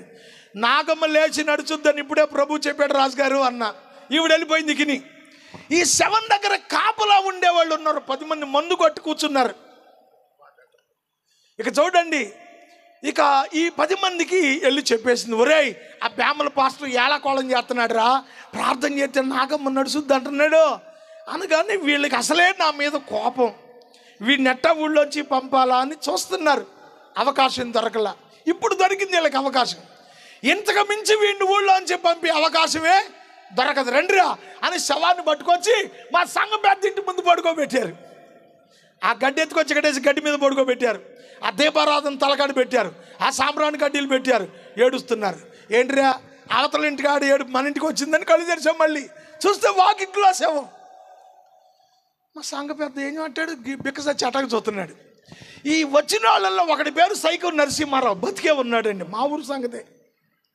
ఏం పాస్టర్ గారు ప్రార్థన చేద్దామని నాగమ్మ బతుకుద్దానావంటగా అన్నాడు. నేను బతికిస్తానని చెప్పలేదు నరసింహారావు, ప్రభు చెప్పాడు లేచి నడుచు. నాకు ఎన్ని అనవసరం, నువ్వు అన్నావా అనలేదా, తీసుకొచ్చాం, చెయ్యి ప్రార్థన. ఈ రాత్రి మా పిన్నన్నా లెగవాలా, ఈ రాత్రి నువ్వన్నా చావాలా అన్నాడు. కొంచెం ఎదురుమొండోళ్ళు అంటే అలాగే ఉంటారండి. మరి ఒకప్పుడు ఎదురుమొండోడు అంటే తలకి మొలకి ఒకటే కడతారు అనేవాళ్ళు, చొక్కాలు వేసుకునేవాళ్ళు కాదు. ఎదురుమొండోళ్ళు చొక్కాలు వేసుకునేవాళ్ళు కాదండి, పంచి సగం నడుముకు చుట్టి మిగతా తలగొట్టు చుట్టేవాళ్ళు. అందుకే వాళ్ళని ఏమనేవాళ్ళు అంటే, అరే ఎదురుమొండోడా తలకి మొలకి ఒకటే కడతాడు రాడు, ఆడికి ఎక్కడిరా చొక్కాలు, వెనకబడ్డోళ్ళు. ఎదురుమండోళ్ళకి రోజు వరి అన్నం తినడం తెలియదండి. ఆ సముద్రం ఒడ్డున పెరిగే ఈలకూర, ఆ ఉరవడకాయలు ఉడకబెట్టుకుని అందులో పిండి తీసుకుని తినేవాళ్ళు. నేను కూడా తిన్నానండి అక్కడ సేవకి వెళ్ళాక. రోజు తినలేదులే, ఒకసారి తిన్నాను. ఎదురుమండోళ్ళు ఇంకెంత మోటోళ్ళు అంటే, నాకు తెలిసి చిన్న జింకపాలెం అని మాకు దిగువ ఒక 4-5 కిలోమీటర్ల కింద ఉన్న దెబ్బలో చుట్టూరు సముద్రపు నీళ్లు. అక్కడ మగవాళ్ళండి బ్లేడ్తో గడ్డం చేసుకోవడం తెలియదు, మంగలి వచ్చి గడ్డం చేయడం తెలియదు. తూర్పు గొడ్డలు అంటే పరశురాముడు గొడ్డలు నూరుకొని గొడ్డలతో గడ్డం చేసుకునేవాడు ఎదురుమొండోడు అంటే. అంత వెనకబడి నూరు అన్నమాట. అందుకు వాళ్ళు అట్లా మాట్లాడేవాళ్ళు. మాకు అనవసరం, ఈ రాత్రి మా పిన్నన్న బతకాలా, నువ్వన్నా చావాలా, చెయ్యి ప్రార్థన అన్నాడు. అప్పటికి నా సంఘం 30 మంది అండి. మా చర్చిలో కోమటైన అన్నాడని వచ్చాడు దగ్గరికి. పాస్టర్ గారు అనవసరంగా చెట్టు కొట్టి నెత్తినేసుకున్నావుగా, ఇది బతికేది లేదు, వాళ్ళు నిన్ను చంపకుండా వదిలేది లేదు అన్నాడు. మరి పనికి మాలినోడా, సస్తే నేనేగా చచ్చేది, నీకెందుకు భయం, పిరికి మాటలు నాకు చెప్పమాక. మరి ఏం చేద్దామే, ప్రార్థన చేద్దాం. శవం ఆ ఇంటి దగ్గర ఉంది కనుక కూటం వద్దన్నా, కూటానికి ఆ శవం వచ్చింది కనుక కూటం పెడతా అని చెప్పాడు. డ్రమ్ము పెట్టి పాటలు పాడటం మొదలెట్టాము. ఇక అప్పట్లో ఒకటే పాట మొదలెట్టాలంటే స్తోత్రం చెల్లించు లేకపోతే దేవుని స్తుతించుడి. మొదటి పాట అయిపోయింది. రెండో పాట, ఆ పాటలో అది 2వ వచనం, చూచుటకెన్నో వింతలున్నవి భువిలోనా, చూడను ఎందరో కనులున్నారు ధరలోనా, చూచుటకెన్నో వింతలున్నవి భువిలోనా, చూడను ఎందరో కనులున్నారు ధరలోనా, ఏమి చూచినా ఎవరిని చూచిన ఫలమేమి, నా కళ్ళలారా నిన్ను చూడాలి యేసయ్యా, రమ్ము రమ్ము యేసునాథ వేగమేరా రమ్ము, ఆమేన్ ఆమేన్ హల్లెలూయా ఆమేన్ హల్లెలూయా, రమ్ము రమ్ము యేసునాథ వేగమేరా రమ్ము, ఆమేన్ ఆమేన్ హల్లెలూయా ఆమేన్ హల్లెలూయా హల్లెలూయా. పాడుతా ఉన్నాం. దేవుని బలమైన అభిషేకం సంఘం మీదకి దిగొచ్చింది. ఆత్మచేత నింపబడి విశ్వాసులు అన్య భాషలు మాట్లాడుతూ ఉండగా 2 కాళ్ళ బొటను వేళ్ళకు తాడుగట్టి కట్టిలో పడిన నాగమ్మ లేచి గంతులేటి మొదలుపెట్టింది. హల్లెలూయా. ఆయనలో జీవం. ఈ రాత్రి ఆ జీవం నీకు కావాలనుకుంటే నువ్వు ఎక్కడున్నా ఒక్కసారి యేసయ్య వైపు తేరి చూడాలి. నామకార్థమైన భక్తి దేవుని కార్యాలు చూడలేదు. ఆత్మ సంబంధమైన భక్తి అద్భుతాలు చేయడానికి దోహదపడుతుంది. మనసులో పెట్టుకోండి ఈ మాట. పేతురు అన్నాడు, యేసు క్రీస్తు అనగా అమూల్యమును సజీవమునైన వాడు. యేసు ప్రభువారు ఆ రోజున యాయేరు అనబడిన సమాజ మందిర అధికారి ఇంటికి వెళ్ళాడు. అందరూ ఏడుస్తున్నారు. శవపేటిక కార్యక్రమానికి సిద్ధం జరుగుతూ ఉంది. గొల్లు చేసేవాళ్ళు చేస్తా ఉన్నారు. స్థలమీయుడి, ఈ చిన్నది నిద్రించుచున్నదే గాని చనిపోలేదు అనగాని పిచ్చిగా చూసి, ఏడు బాబు చచ్చి మనమంతా ఏడుతున్న సావలేదు అంటాడేంటి, ఎందుకు వచ్చిన కూడా తప్పుకోండి అన్నారు. యేసు ప్రభు వెళ్ళి ఆ పిల్ల చేయి పట్టుకుని, చిన్నదానా లే. ఆయనలో ఉన్న జీవపు శక్తి మృతతుల్యమైన యాయీరు కుమార్తెను మళ్ళీ బ్రతికించి కూర్చోబెట్టింది. ప్రియులారా, హల్లెలూయా. ఎవరు? యేసు. ఏదో గజకర్ణ గోకర్ణ టక్కు టమారాలు చేసే ఈ పనికి మాలినోళ్ళు అంటాడు కాదు. ఆయన సజీవుడైన సవాలు చేస్తున్న ఏకైక దేవుడు. చూడాలనుకుంటే రా, ఒడ్డు మీద కూర్చుని గడ్డలేస్తే నీకేం అర్థం కాదు. భక్తి చెయ్యి, లోతేంటో నీకు అర్థమైద్ది, యేసేంటో నీకు అర్థమవుతాడు. ఆయనలో జీవం. వాళ్ళు ఇల్లు వచ్చి అన్నారు, ఒరే యేసు ప్రభు బతికించడం ఏంటిరా, అక్కడో కొరప్రాణం, ఎక్కడంటది కొరప్రాణం ఎంటుకుల్లో ఉండి ఉంటుంది, ఈ ఆయన వచ్చి చేయబట్టుకోగానే లేచి ఉంటుంది, ఆయన బతికిచ్చాడు అంటారు. పిచ్చి మాటలు అని సైతాను మళ్ళీ ప్రాపకాండం చేసింది. ఓ రోజున యేసు ప్రభు వెళుతూ ఉన్నాడు. ఓ విధవరాలు తన ఏకైక కుమారుని పోగొట్టుకుని శవం వెనకాల పడి ఏడ్చుకుంటా ఆ ఊరి గవిని దాకా వచ్చేసింది. శవం వెనకాల ఆడవాళ్ళు రాకూడదు, యూదుల సాంప్రదాయం. ఇప్పుడు వచ్చేసిందంటే కొడుకు మీద ఎంత ఆధారపడి ఏడుస్తుందో యేసయ్య కనికరించాడు. పాడి మీద మోసుకొని పోబడుతున్నటువంటి ఆ శవం పాడిని ముట్టాడు. పాడిని ముట్టగానే పాడి మీద ఉన్నాడు లేచి కూర్చున్నాడు. స్తోత్రం చెప్పండి. మళ్ళీ ప్రాపకాండ. యేసు మామూలాడు కాదురా, చచ్చిన విధవరాలి కుమారుని బతికించాడు. ఆ వట్టి మాటలు లేరా. శవాన్ని మోసుకెళ్ళేటప్పుడు మనం కూడా దింపుడు కళ్ళంకాడు దించుదాంగా. దింపుడు కళ్ళంకాడు దించి నీళ్లు పోసి 4 రాకాణి లేచి 4 మాటలు చెప్పి చెవిలో నానా అంటే లెగుతాడుగా. అట్లా లేచి ఉంటుందిలే అనుకున్నారు. లెగుతాడా? ఒకవేళ లేస్తే సంగతి ఏంటి? దింపుడు కళ్ళంకాడికి వెళ్ళాక నానా అనగా అన్నాడు అనుకో, ఈడు బ్యా అని చస్తాడు. పిచ్చి మాటలండి, పిచ్చి మాటలు. 1977 నవంబర్ 19 భారీ ఉప్పిన, దివిసీమ ఉప్పిన ఇంచుమించు 1000 మంది చనిపోయారు. ఎక్కడెక్కడి పోలీసుల్ని తరివే అక్కడికి తీసుకొచ్చారు కార్యాలు చేయడానికి. శవాలు గుట్టలు గుట్టలు కాల్చేశారు. ఆ క్రమంలో పోలీసులండి ఆ ఉప్పు నీళ్ళకి తాగిపోయి చచ్చిపోయిన వాళ్ళ ఒంటి మీద ఉన్న నగలు తీసేసుకున్నారు. తీసుకున్నారు. ఎట్టగా తెచ్చారుగా, వాళ్ళకి ఎట్ట వీళ్ళకన్నా ఉపయోగపడుతుంది. అయితే ఎందుకు సందర్భం వచ్చిందో చెప్తాను. ఒక కోమట్లు ఆవిడ ఎట్టక చచ్చిపోతున్నా కదా అని ఆ ఊరి పేరు ఉపకాలి, గుర్తుపెట్టుకోండి. ఆ ఊరిలో ఉన్న కోమట ఆవిడ ఎట్టగా చస్తావేమోనని ఉన్న నగలు మొత్తం పెట్టేసుకున్నట.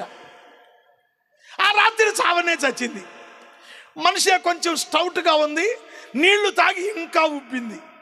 ఒక కానిస్టేబుల్ కంటపడింది. ఈ శవం నిండా బంగారం, ఎంత బంగారు తల్లి నా కోసమే చచ్చింది అనుకున్నాడేమో. ముక్కులు, చెవులు, చేతులు, ఇయాళ్ళ, కాళ్ళు, ఉంగరాలతో సహా మొత్తం పీకేశాడు. ఇక ఏం మిగిలిందంటే వడ్డాణం మిగిలింది. ఇవన్నీ ఒకెత్తు, వడ్డాణం ఒకెత్తు. ఆ మాదిరి భారీ శరీరానికి ఎన్ని తులాలు బట్టి ఉంటుందో. ఇదొక్కటి లాగితే మన చరిత్ర, మన బతుకు ముగిసిపోతారు అనుకున్నాడేమో. పడితే ఏళ్ళు దూరట్లా, బిగుసుకుపోయిందిగా, ఏళ్ళు దూరట్లా. ఎట్టాగరా ట్రై చేసి ఇక లాభం లేదని పొట్ట మీద కాలేసి తొక్కి సందులో చేయిపెట్టాడు. ఈ తొక్కేటప్పటికి పొట్టలో ఉన్న గ్యాసు గొంతులో ఇడు గుండాకి చచ్చాడు. ఆ శవం మీదే పడి చచ్చాడు. అరే ఈ మాత్రానిగా చచ్చేవాడు దింపులు కాలంగా లేకపోతే బతుకుతాడు ఈడు. పిచ్చి మాటలు. అరే మనకు తెలిసిందల్లారా, ఊరు పొలిమేరకాడు దింపుడు కళ్ళం ఉంటుంది, అక్కడ బతికిచ్చాడు యేసు ప్రభు. ఇందేం లేదు, అది దింపుడు కళ్ళం మహాత్యం అన్నారు. 3వసారి కబురు వచ్చింది, యేసయ్యా నువ్వు ప్రేమించిన లాజరు రోగి అయి ఉన్నాడంటే. ఇట్ట కాదు, ఆగండి రాబాయ్, ఊరు అంతా పిచ్చి పిచ్చిగా మాట్లాడి ఈ దెబ్బతో తెరేసేద్దాం అనుకున్నాడు యేసయ్య. వాళ్ళ నోళ్లకు లాక్కు పడిపోవాలనుకున్నాడు. 2 రోజులు 3 రోజులు ఆగాడు. సచ్చి సమాధిలో పెట్టారు. సమాధి కాడికి వెళ్ళాడు. ఈసారి అందరు వచ్చారు. ఆ రోజున అట్ట అన్నారు, ఈ రోజున ఎట్ట అన్నారు, ఈ రోజున ఏం చేస్తాడు చూద్దాం. యేసయ్య అన్నాడు, లాజరు రా బయటికి అనగానే 3 దినాల క్రితమే సమాధి చేయబడి ప్రేత వస్త్రాలు చేత చుట్టబడిన శవం లేచి బయటకు వచ్చింది. ఇది దైవత్వం, ఇది జీవం. వేడి నీళ్ళ దబరాలో చేయి తిప్పినాడు అవుతాడు, అది జీవం కాదు. ఇది పవర్ ఆఫ్ గాడ్. ఆయన సర్వశక్తి కలిగిన గజకర్ణ గోకర్ణ టక్కు టమారాలు చేయలేదండి. జీవాధిపతి అయిన దేవుని అద్భుతాలు. నేనంటాను, యేసయ్య సమాధి దగ్గర నిలబడి సమాధిలో ఉన్న లాజరుని పేరు పెట్టి లాజరు రా అన్నాడు. ఆ ఒక్క మాట కాకుండా ఆ సమాధుల దగ్గర నిలబడి సమాధుల్లో ఉన్న వారిలా రండి అంటే యూదా ఆ బేతనీలో సచ్చిన వాళ్ళంతా వచ్చేవాళ్ళు. ఒక్క మాటకే సమాధుల్లో ఉన్న శవాలన్నీ బయటకు వచ్చాయి. పేరు పెట్టాడు కనుక లాజరు ఒక్కడే వచ్చాడు. అంత గొప్ప జీవము కలిగిన దేవుడు. నిర్జీవమైన నీ జీవితం, మృతతుల్యమైన నీ బ్రతుకు, నిరాశలో నిస్పృహలో, కన్నీళ్లలో, వేదనలో, బాధలలో కృంగిపోయి నువ్వు చేసే భక్తి నీకు మేలు కలిగించకపోతే ఒక దేవుని ప్రతినిధిగా నేను నీకు హామీ ఇస్తున్నా, యేసులో ఉన్న జీవం ఈ రాత్రి నీ బ్రతుకును మార్చేస్తుంది. ఆయనలో ఉన్న మొదటి ప్రత్యక్షత జీవం. రెండవ ప్రత్యక్షత అపోస్తలుడైన పౌలు హెబ్రీయులకు రాసిన పత్రిక 1వ అధ్యాయం 3వ వచనం చూడండి. పౌలు క్రీస్తులో ఉన్న రెండవ దైవ ప్రత్యక్షత అనగా ఆయన దేవుని రెండవ ఆత్మ నేత్రము యొక్క అంతరార్థం. చదువునాను. ఆయన దేవుని మహిమ యొక్క తేజస్సును, ఆయన తత్వము యొక్క ఆయన దేవుని మహిమ యొక్క తేజస్సును, ఆయన తత్వము యొక్క మూర్తిమంతమునై ఉండి మహత్తు గల తన మాట చేత సమస్తము నిర్వహించుచున్న దేవుడు. పౌలు అంటాడు, ఓ హెబ్రీయులారా, యేసుక్రీస్తు అంటే ఏమనుకుంటున్నారు మీరు? ఆయన దేవుని మహిమ యొక్క తేజస్సు. ఇక్కడ కొంచెం ఆగాల. దేవుని మహిమ యొక్క తేజస్సు అన్న అసలు దేవుడు ఎలా ఉంటాడు? దేవుడు అనే మహిమాన్వితుడు ప్రపంచం అంతటికి ఒక్కడే. దేవుళ్ళు 100 మంది 1000 మంది ఉండరు. దేవతలు అనేవాళ్ళు మాత్రం కోట్ల కొలది ఉన్నారు, ఉంటారు, ఇంకా కావాలంటే వస్తారు కూడా, కాదంటానికి లేదు. నేను దేవతలు లేరని చెప్తే మీరు నన్ను అదేంటి పాస్టర్ గారు నీ బోధ నువ్వు చేసుకున్న బాగుంది, మా దేవతలు లేరంటావేంటి అనాలి. నేనేమంటున్నానంటే దేవుడు ఉన్నాడు, దేవతలు ఉన్నారు, దెయ్యాలు కూడా ఉన్నాయి. దేవుడు అంటే ఏమిటి? ఆయన సర్వమానవ జాతి అంతటికి ఏకైక సృష్టికర్త. దేవుడు ఒక్కడే. ఆయన ఏమై ఉన్నాడు అంటే ఆయన ఆత్మయై ఉన్నాడు కనుక దేవుడు ఎవరికి కనపడడు. అందుకే దేవుణ్ణి పరమాత్మ అనే దానికి అర్థం ఏంటంటే ఇంద్రియాగోచరుడు. పరమాత్మ అనే దానికి అర్థం ఇంద్రియాగోచరుడు అనగా మానవుని ఇంద్రియాలకు అంతు చిక్కని వాడు దేవుడు. నువ్వు చూద్దాము అంటే నీ బాహ్య నేత్రాలకు ఆయన కనపడడు. ఒకవేళ ఎవడన్నా నాబోటోడు వచ్చి పిలిచారు కదా అని నేను చూశాను అన్నాడు అనుకో, ఆడు పట్టపగల పచ్చబద్ధం చెప్పినట్టే. నేను చెప్పానని చెప్పండి, లేదంటే బైబిల్ తీసుకురమ్మని నేను చూపిస్తా. ఎందుకంటే కొంతమంది పైత్యం ఎక్కువైపోయి ముందు కూర్చున్న జనాన్ని చూసి ఒళ్ళు అక్క చూశాను, మాట్లాడాను, లేకపోతే భోజనం పెట్టాను. ఒక ఆయన అండి, పెద్ద పాస్టర్ గారు, ఆయన ఏం అనలేము. పెద్ద పాస్టర్ గారికి తండ్రి పెద్ద పాస్టర్ గారు ఓ సభలో వచ్చాడు, నా ముందు సాక్ష్యం చెప్తున్నాడు. ప్రభువుని చూడలేదంటారు, ప్రభు కేవలం మాట్లాడుతాడు అంటారు. నేను చూశాను, చూడడం కాదు, నేను అన్నం తినేటప్పుడు వచ్చాడు, అప్పటికి నేను ఆయనకి చిక్కుడుకాయ టమాటా కూరేసి అన్నం కూడా పెట్టాను అన్నాడు. ఏం చేద్దాం, ఆ పైత్యాన్ని మనం ఏం దించలేము, అదొక పైత్యం. హైదరాబాద్ అమీర్పేటలో మీటింగ్కి వెళ్ళా. నా ప్రసంగానికి ముందు ఒక ఆవిడికి సాక్ష్యం ఇచ్చారు. ఆవిడ చెప్తుంది సాక్ష్యం, నేను ప్రభువుని చూశాను, ఓ రోజు ప్రార్థన చేశాను, ప్రభువా నాకు మధ్యాకాశం చూడాలి, పెళ్లి విందు చూడాలని అడిగాను. ఆ రాత్రే ప్రభు వచ్చాడు, ఎర్ర టీవీఎస్ చాంపా వేసుకొచ్చాడు, నన్ను ఎక్కమన్నాడు, నేను వెనకాల కూర్చున్నా, మధ్యాకాశం తీసుకెళ్ళాడు, పెళ్లి విందు, చికెన్ బిర్యానీ, మటన్ పలావ్, రొయ్యల పులుసు, పీతల వేపుడు చెప్తుందండి. పేతురు గారు సాంబార్ కాశాడు అంటుంది. ఏమంటావు? పిలిచాడు ఓ పాస్టర్ గారు, పిలిచిన ఆయన అందామా? ఆ రోజు ఉండిపోయే నాకెందుకు ఈ బాధ అంతా? అలాగని మరి జనాన్ని మాయ చేసి పోదామా? కుదరదే. ఆవిడ చెప్పేసింది, ఇక కానుకల పాట అన్నారు, ఈవిడ దిగెళ్ళిపోతుంది. కన్వీనర్ని పిలిచా, ఆ సిస్టర్ని నేను ఒక అర్ధ గంట కూర్చోమని చెప్పి వచ్చి కూర్చోమని అన్న. వెళ్ళి గబగబా, అమ్మ అయ్యగారు వచ్చి కూర్చోమంటున్నాడు, ఒక అర్ధ గంట కూర్చోను. వచ్చి కూర్చుంది. కానుకల పాట అయింది, ప్రార్థన చేసి టైం ఇచ్చాడు. నేను ప్రసంగాంశం తీసుకుని ఆయన అదృశ్య స్వరూపి అనే మాట మీద తీసుకొని, సిస్టర్ గారు ఇంతకు ముందు ఒక అద్భుతమైన సాక్ష్యం చెప్పింది. ఆ సాక్ష్యంలో ఈమె ప్రార్థన చేసి ప్రభువును చూశానని, ప్రభు ఈమె కొరకు టీవీఎస్ చాంప, అందులో కూడా ఎర్ర టీవీఎస్ చాంప వేసుకొచ్చాడని చెప్పింది. ఇదంతా పచ్చి అబద్ధం అన్నట్టు. డైరెక్ట్ నన్ను పిలవచ్చు, పిలవకపోవచ్చు, నా బాధ్యత నేను చెయ్యాలి. పచ్చి అబద్ధం. ఈవిడ కోరుకుంటే ఉండొచ్చు, ఏమని? దేవుడిని చూడాలని. నీ కోరుకున్నా కుదరదు. దేవుడు చెప్పాడు, నన్ను చూస్తే ఎవడు బతకలేడు. మరి ఎలా చూసావు నువ్వు? నీకు వచ్చిన కళ, ఆ కళ అని చెప్పాలి. డైరెక్ట్ ఏంటి, జనంలో ఈవిడికి ఒక మంచి ఇమేజ్ రావాలంటే చూశానని చెప్పాలి. అమ్మో చూసింది కావాలి, ఇక ఈవిడ మన ఎత్తిని చేయబెడితే చాలు, ఈవిడ మనకు చూస్తే చాలు అనుకోవాలిగా జనం. పిచ్చి మాటలేండి. తర్వాత యేసు ప్రభువును చూసిందే అబద్ధం, అది కళ. నెంబర్ 2, యేసు ప్రభు వచ్చేటప్పుడు ఎర్ర టీవీఎస్ చంప వేసుకొచ్చాడే, అది ఇంకా అబద్ధం. యేసు ప్రభు వస్తే వాక్య ప్రకారం మేఘాల మీదే రావాలి. మరి టీవీఎస్ చంప వేసుకొచ్చాడు ఎవడు? కరెంటు బిల్లులో టీవీ బిల్లులో కట్టించుకున్నాడు వస్తాడు. ఎవడు పడతాడు? ఎందుకు వస్తాడు? దేవుడు వస్తాడు ఎర్ర టీవీఎస్ చంప వేసుకొని.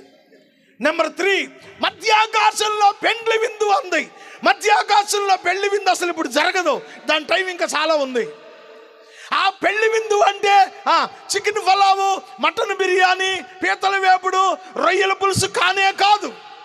మధ్యాకాశంలో మంటలు ఉండవు. మంటలు కేవలం నరకంలో ఉంటాయి. నెంబర్ 4, పేతురు సాంబార్. ఇది మరీ అబద్ధం. పేతురుకి సాంబారు కాయటం రాదు. చేపల పులుసు అయితే ఓకే. ఇన్ని అబద్ధాలు చెప్పేసి జనాన్ని మోసం చేద్దంటే నా ముందు కుదరదు. అది కళ. సిస్టర్ గారికి ఒక కళ వచ్చింది, మంచిదమ్మా వందనాలు పో అన్న, పోయింది. ఇక అక్కడి నుంచి ఎక్కడైనా మీటింగుల్లో ఆవిడ్ని సాక్ష్యానికి పిలిచినప్పుడు స్పీకర్లు ఎవరు అంటదంట. నాకు చాలామంది చెప్పారు, ఎదురుమని నేను రాను అయితే ఆ మీటింగ్, ఎందుకు వీడు పప్పులు అడగ వాడు ఉంటే. ప్రియమైన దేవుని బిడ్డలారా, దేవుడు ఎందుకు మనకు కనబడడు? ఆయన ఆత్మస్వరూపి. సంస్కృతంలో దేవుణ్ణి ఓం ఓం ఆత్మరూపాయ నమః. ఓం అంటే దేవుడు. ఓం అనేది సంస్కృత బీజాక్షరం. సంస్కృతంలో బీజాక్షరాలు, నామాక్షరాలు ఉంటాయి. పండితులైన వాళ్లకు నేను విడమర్చి చెప్పక్కర్లేదు, మీకు అర్థమవుతుంది కనుక నా మాటలు మీరు గ్రహించగలరు. ఈ ఓం అనే శబ్దం, ఈ ఓం అనే శబ్దానికి తెలుగు అర్థం ఏంటంటే దేవుడు. ఈ ఓం అనేది తెలుగు కాదు, సంస్కృత బీజాక్షరం. తెలుగులో ఆలు, ఇంగ్లీష్లో ఏబిసిడీలు ఎలా ఉంటాయో సంస్కృతంలో కూడా బీజాక్షరాలు, నామాక్షరాలు అని ఉంటాయి. బీజాక్షరాలలో మొట్టమొదటిది ఓం. ఓం అంటే దేవుడు. దేవుడు ఎవరు? దేవుడు. ఈ ఓం అనే బీజాక్షరంలో 3 నామాక్షరాలు ఉన్నాయి. 1 ఆ, 2 ఊ, 3 మా. అకార ఉకార మకారముల కలయిక ఓంకారము. ఓంకారమే శబ్ద బ్రహ్మము, ప్రణవనాదమని పిలువబడి మానవ జాతికి దగ్గరైంది. కనుక ఓం అనగా దేవుడైతే, దేవుడు అని ఎవరినైనా మనం పిలవాలి అంటే ఆ 3 నామాక్షరాల తాత్పర్యం కలిగిన వాడే దేవుడు. ఎవడబడితే దేవుడు ఎట్లా అవుతాడండి? కాకపోతే మాట వరుసకు మనం అంటాం, బాగా ఇబ్బందుల్లో, ఆర్థిక సమస్యల్లో, కష్టాల్లో ఉన్నాం, 10,000 అవసరం అయ్యాయి, ఎంతమందిని అడిగినా ఇవ్వలేదు, అంతలో మనోడు ఎవడో తెలిసింది ఒక 10,000 కావాలరా అనగానే ఫోన్పే చేశాడు. నువ్వేమనుకుంటావు? నిజంగానండి ఆ రోజున మా కష్టాల్లో ఆయన 10,000 అడ్డమేయకపోతే మేము ఏమై ఉండాలమో. దేవుడిలాగా సహాయం దేవుడితో పోలుస్తాం. ఎందుకు? మేలు చేశాడు, అది దైవ గుణం. కనుక దేవుడితో పోలుస్తాం. అంత మాత్రాన 10,000 అడ్డం వేసినోడల్లా దేవుడైతే అశ్వారాపేటలో ఫైనాన్స్ కొట్టిన వాళ్ళంతా దేవుళ్ళు అవుతారు. ఇక కాదు కాదు కాదు. దేవుడు అని సంబోధించాలి అంటే ఆయనకు కొన్ని లక్షణాలు ఉండాలి. అందులో మొదటి అక్షరం ఆ అనే అక్షరానికి అర్థం ఏంటంటే దేవుడు అనేవాడు ఆదియు అంతమునై ఉండాలి. ఈ ప్రపంచమునకు ఆయనే ప్రారంభము, ప్రపంచమునకు ఆయనే ముగింపు అని ఎవరు చెప్పగలరో ఆయనే దేవుడు. ప్రకటన గ్రంథం 1వ అధ్యాయంలో ప్రభు చెప్పాడు, నేను మొదటివాడను కడపటివాడను జీవించువాడను మృతుడనైతిని గాని ఇదిగో యుగ యుగములు యేసు ప్రభు మాత్రమే చెప్పాడు, నేను మొదటివాడను కడపటివాడను, ఆదియు అంతము, అల్ఫా ఒమేగా అయిన దేవుడు యేసయ్యే. స్తోత్రం చెప్పండి, హల్లెలూయా. అది పాట కూడా ఉంది నాకు, మీకు ఎవరిని గుర్తొస్తే కాస్త అందుకోండి. మొదటివాడ కడపటివాడ మృతుడైన వాడా, మృతిని గెలిచి లేచినవాడా, మదిని రావట్లేదు, ఎవరికి రావట్లేదు. ఇక నా కంఠ శ్వాసే తప్ప మీకు వచ్చేది అట్టేం లేదు. మీ తప్పు కాదు అది. ఇప్పుడు ఏంటంటే పాటలు రాసేవాళ్ళు ఎక్కువైపోయారండి, పాటలు రాసేవాళ్ళు ఎక్కువైపోయారు. దాంతో మనం పాత పాటలన్నీ అడుగును. మీరు నేర్చుకోండి, కొత్త పాటల్ని ప్రోత్సహిస్తాను, రాసే వాళ్ళని ప్రోత్సహిస్తాను, పాడుకునే మిమ్మల్ని కూడా నేను ప్రోత్సహిస్తాను, అభ్యంతరం పెట్టట్లా. నా బాధ ఏంటంటే మీరు ఎన్ని కొత్త పాటలు నేర్చుకున్నా పాత పాటలు అనేవి మర్చిపోవద్దు. అందులో ఉన్న సాహిత్యము ఆర్ద్రత అంత కొత్త వాటిలో ఉండదండి, అది మాత్రం నిజం. స్తోత్రం చెప్పండి, హల్లెలూయా. పాటలు రాయటం ఎంత ఈజీయో నాకు కూడా తెలిసేది కాదు. మా ఊర్లో రామాలయంలో దీపారాధన చేసేవాడు కొక్కిలిగడ్డ రాంబాబు బతికే ఉన్నాడు. ఆ లావిడికి జబ్బు చేసింది, మెంటలు వచ్చిందండి. భూత వైద్యులు అన్నాడు, ఆ పూజలు ఈ పూజలు పునస్కారాలు, మందులు, నోములు, వ్రతాలు, నాటు మందులు, ఆకుపసలు అన్నీ వాడేశాడు. నో యూజ్, ఉపయోగం లేదు. చివరికి ఇక చేసేదేమీ లేక ఇండ్ల రామసుబ్బారెడ్డి దగ్గర పెట్టాడు. విజయవాడలో మన చుట్టుపక్కల ఆంధ్రాలో ఫేమస్ మానసిక వైద్యుడు, మెంటల్ డాక్టర్ ఎవరైనా ఉంటే నెంబర్ 1 ఇండ్ల రామసుబ్బారెడ్డి. ఆ తర్వాతే వచ్చిన వాళ్ళు ఎవరైనా, సీనియర్ కదా, ఆయన దగ్గర పెట్టాడు. 2 లక్షలు ఖర్చు అయినాయి. భార్య జబ్బు తగ్గల, కొంచెం మాటకారి మనోడు. ఏం డాక్టర్ గారు 2 లక్షలు తిన్నావు, మా ఆవిడ ఏం బాగుపడలా, ఇంకెన్ని లక్షలు తింటా అన్నాడు. అంటే ఒరే, నీ లక్షలు నేను తింటాం ఎదురా, నీ ఆవిడికి నీ బెల్లానికే ఖర్చు పెట్టాను గారా మందుల కింద, నేను మాత్రం ఏం చేయను తగ్గపోతే అన్నాడు. మరి ఏం చేయమంటా చెప్పు అన్నాడు. ఇంటికి తీసుకుపోరా, బతికితే ఉంటుంది, సస్తే 2వ పెళ్లి చేసుకో అన్నాడంట. డాక్టర్ ఇచ్చిన సలహా అది. బతికితే ఉంటుంది, సస్తే 2వ పెళ్లి చేసుకోరా అన్నాడంట. ఇంటికి తీసుకొచ్చాడు.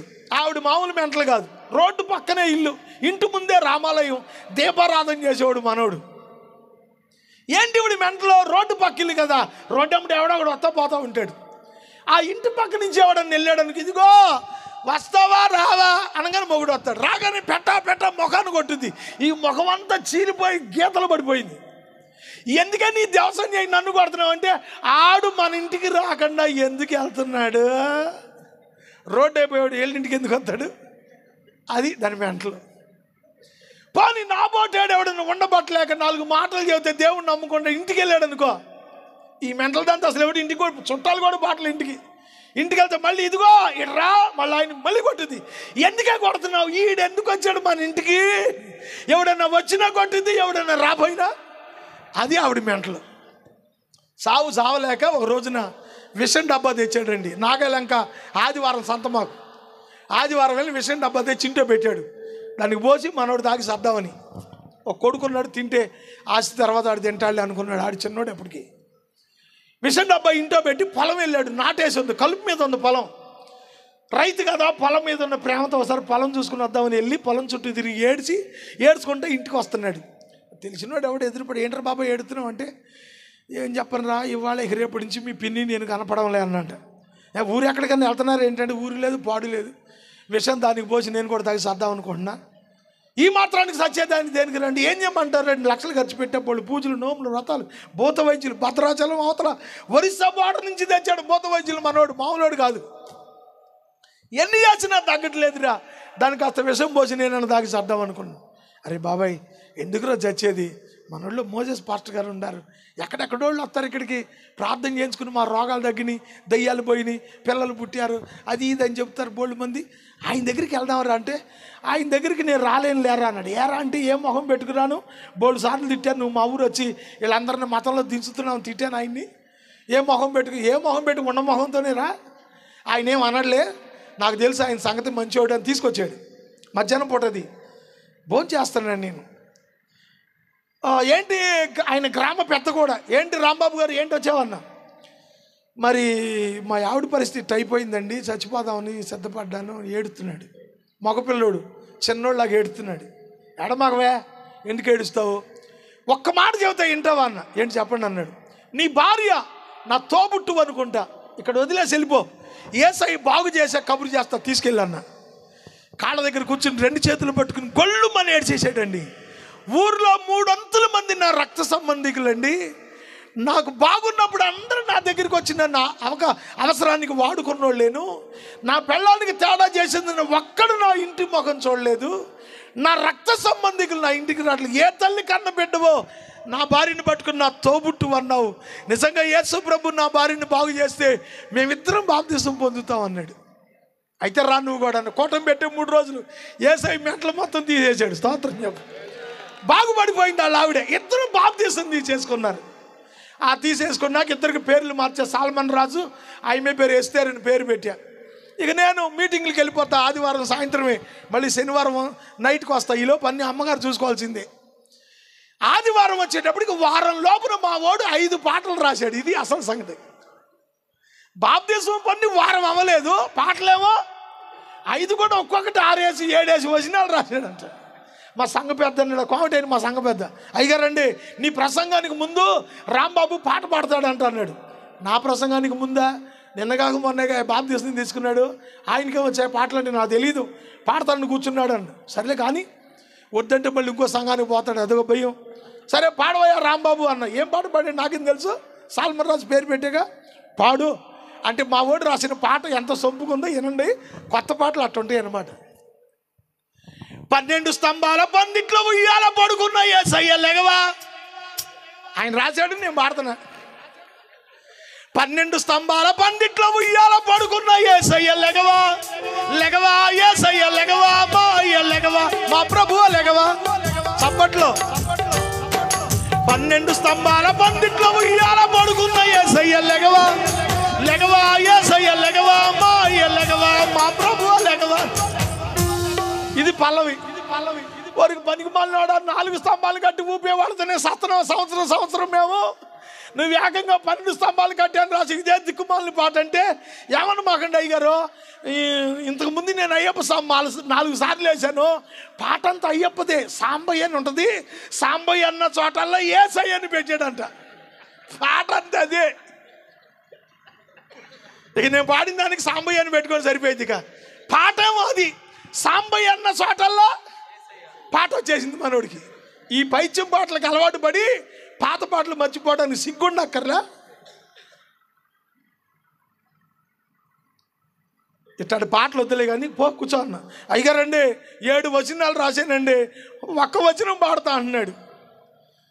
ఒకటే పాడు, ఇంకెక్కువ పాడమాకన్నా. ఆ వచనం ఏమి రాశాడు? బాప్తిసం ఇచ్చావు, ద్రాక్షారసం ఇచ్చావు, రొట్టె ముక్కి వంగ లెగవా.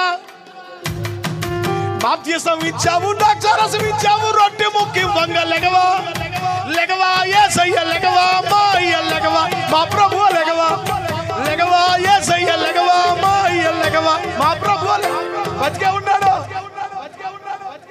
సత్యం నన్ను ఏమైనా చేస్తాడని భయం ఉండేది కాదు, బతికే ఉన్నాడు. చూస్తాడు మా వాడు లైవ్లో నా పాట అయ్యారు మా ఊళ్ళో పాపులర్ చేస్తున్నాడు అనుకుంటుంటాడు. స్తోత్రం చెప్పండి. ఇట్లాంటి పైత్యం పాటలు వచ్చి పాత పాటలు మర్చిపోయి. నేనేమంటానంటే మీరు నేర్చుకుంటే నాకు అభ్యంతరం లేదు, మీకు చేతులు ఎత్తి దండం పెడతా. పాత పాటలు మర్చిపోవద్దు. సంఘాలలో విశ్వాసులకు పాత పాటలు అలవాటు చెయ్యండి. కొత్త ఎన్నన్నా నేర్చుకోండి. దేవుడు ఏమై ఉన్నాడు అంటే ఆయన జీవము కలిగిన వాడు.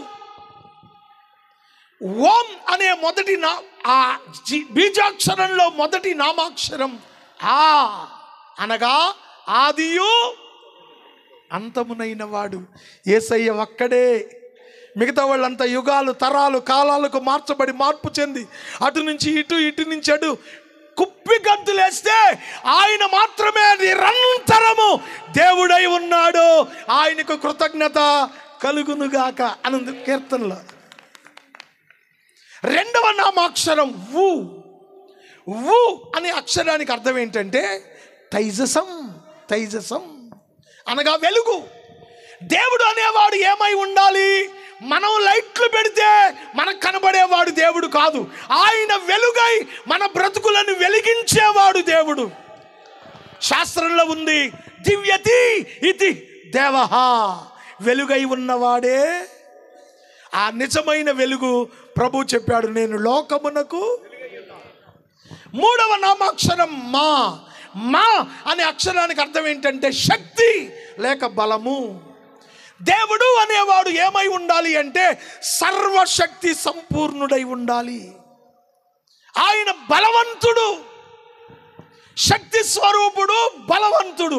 బలవంతుడు అంటే ఒక ప్రాంతానికి, ఒక దేశానికి కాదు, ప్రపంచమంతా జయించలేని దానిని జయించిన వాడే బలవంతుడు. ప్రపంచమంతా జయించలేనిది ఏమిటి అంటే మరణం. దేవుని వాక్యం చెప్తుంది, మరణము చూడక బ్రతుకు నరుడెవడు. కాబట్టి మరణం అంటే ప్రతివాడికి భయం.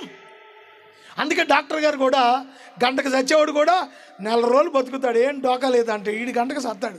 అంటే గంటకు చస్తాడని చెప్తే ఈడు పావు గంటకే చస్తాడు. భయం. వయసులో ముసలం అయిపోయింది, కోడలు మంచిదే, కాస్త మంచంలో పడిన అత్తను లేపి కాస్త వేడి నీళ్ళతో ఒళ్ళు కడుగుదామని చేయబట్టుకుని లేపుతుంది. ముసలి అంటది, గట్టిగా పట్టుకో, గట్టిగా పట్టుకో, గట్టిగా. ఏమే కోడలు వదిలేస్తే కింద పడి చేస్తాననే భయం. మానవునికి మరణం అంటే చెప్పండి. రీసెంట్గా 2 రోజుల క్రితమేనండి మా ఫ్లాట్లో ముసలమ్మ, 80 ఏళ్ళ ముసలమ్మ, ఇంట్లో ఏ గొడవ ఉందో 4th ఫ్లోర్ నుంచి కిందకి దూకి చచ్చిందండి. సత్య చచ్చిందిలే. అసలు విషయం ఎందుకు చెప్పానంటే, మా ఫ్లాట్లో తెల్లారకు మునిపే అందరూ వచ్చేసి ఇక ఫ్లాట్లో ఉన్న పూల చెట్ల పూలన్నీ కోస్తూ ఉండేవాళ్ళు. ఈ మార్నింగ్ వాక్ తిరుగుతూ ఉండేవాళ్ళు. ముసలిది చచ్చింది, ఒక్క రాట్ల బయటికి. 80 ఏళ్ళ ముసలిదండి. మా ఆవిడ చెప్పా నవ్వా ఏమండి ఒక్కరు తిరగట్లా అంటుంది. ఏంటి? దెయ్యం పట్టుకుంటుందేమోనని భయం. మానవ జాతి అంతా కూడా భయపడేది మరణానికి. అట్టి మరణాన్ని జయించిన వాడే బలవంతుడు. దేవునికి స్తోత్రం చెప్పండి. కాబట్టి మరణం వచ్చి తలుపు కొడితే కాదనే దమ్మెవడికి. అందుకే ప్రభు అన్నాడు, లేఖనం చెప్తుంది, మరణము చూడక బ్రతుకు. మరణం వచ్చి తలుపు కొడితే నేను ఎదురుమండి మోజేస్ కుదురుద్దా? No chance. ఎదురుమండు మోజేస్ అయినా, ఎంపీ అయినా, ఎమ్మెల్యే అయినా, ఎమ్మెల్సీ అయినా, ఎవడైనా సరే మరణం వచ్చి తలుపు కొడితే సలాం కొట్టి గులామై సమాధుల దొడ్డికి సవారీ కట్టాల్సిందే. అట్టి మరణ భయమును తీర్చడానికి దిగివచ్చిన ఏకైక బలవంతుడైన దేవుడు యేసయ్యా. మరణమా నీ విజయం ఎక్కడా?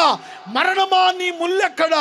మరణానికి సవాలు విసిరిన వాడై, మృత్యుంజయుడై, మరణాన్ని జయించి, మరణపు ముళ్ళు విరిచి, సాతాను పళ్ళు రాలగొట్టి, సమాధి తలుపులు తెరిచి తిరిగి లేచిన జయశాలి యేసయ్యా, బలవంతుడు.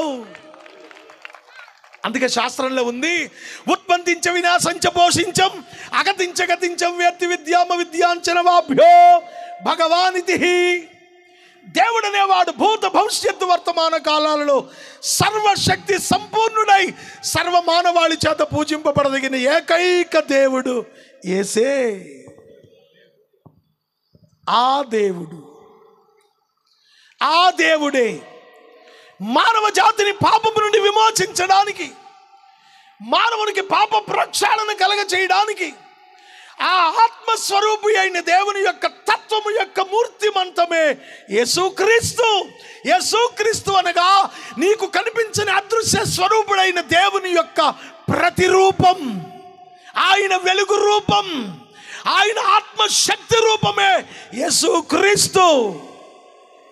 కాబట్టి జనాంగమా, ఒక్కసారి క్రీస్తు వైపు నువ్వు తేరి చూస్తే ఆయనలో ఉన్న జీవం నీలోనికి దిగి వస్తుంది. అది 1978 సంవత్సరం నిష్ట కలిగిన వైష్ణవ కుటుంబంలో పుట్టిన నా తల్లి. మాకు ఇంట్లో నిలువెత్తు కోవెలు ఉంటుందండి, దీనికంటే హైట్ ఉంటుంది. దాంట్లో పంచలోహ విగ్రహాలు. మాకు 2 కిలోమీటర్ల దూరంలో కృష్ణానది. చీకటితో కృష్ణానదికి ఆ రోజుల్లో లాంతర్లు ఉండే. ఒక 50 ఏళ్ళు వెనక్కి వెళ్తే ఆ రోజుల్లో ఈ కరెంట్ల కంటే కూడా పల్లెటూళ్ళలో లాంతర్లు, దీపం బుడ్లు ఉండేవి. లాంతర్ పెట్టుకొని మమ్మల్ని అందరినీ చన్నీళ్ళలో అక్కడ తీసుకెళ్ళి కృష్ణానదిలో స్నానం చేసి ఆ తడి బట్టలతో ఇంటికి వచ్చి కోవెలలో పంచలోహ విగ్రహాల ముందు ధూపదీప నైవేద్యం లేకుండా మంచినీళ్ళు కూడా తాగనిచ్చేది కాదు. అంత నిష్ట కలిగిన భక్తి పరురాలు నా తల్లి. మా అమ్మ పేరు పద్మావతి ఆండాళ్ళు తాయారు. 21 సంవత్సరాలు కార్తీక మాసంలో కార్తీక నోములు నోచింది మా అమ్మ. తిరుపతిలో 7 పర్యాయాలు పెద్ద తిరుపతిలో నిలువు దోపిడీ ఇచ్చింది. మా అమ్మ గజేంద్ర మోక్షం అనే పురాణం చెప్పేది. అంత నిష్ట కలిగిన వైష్ణవ భక్తి పరురాలు.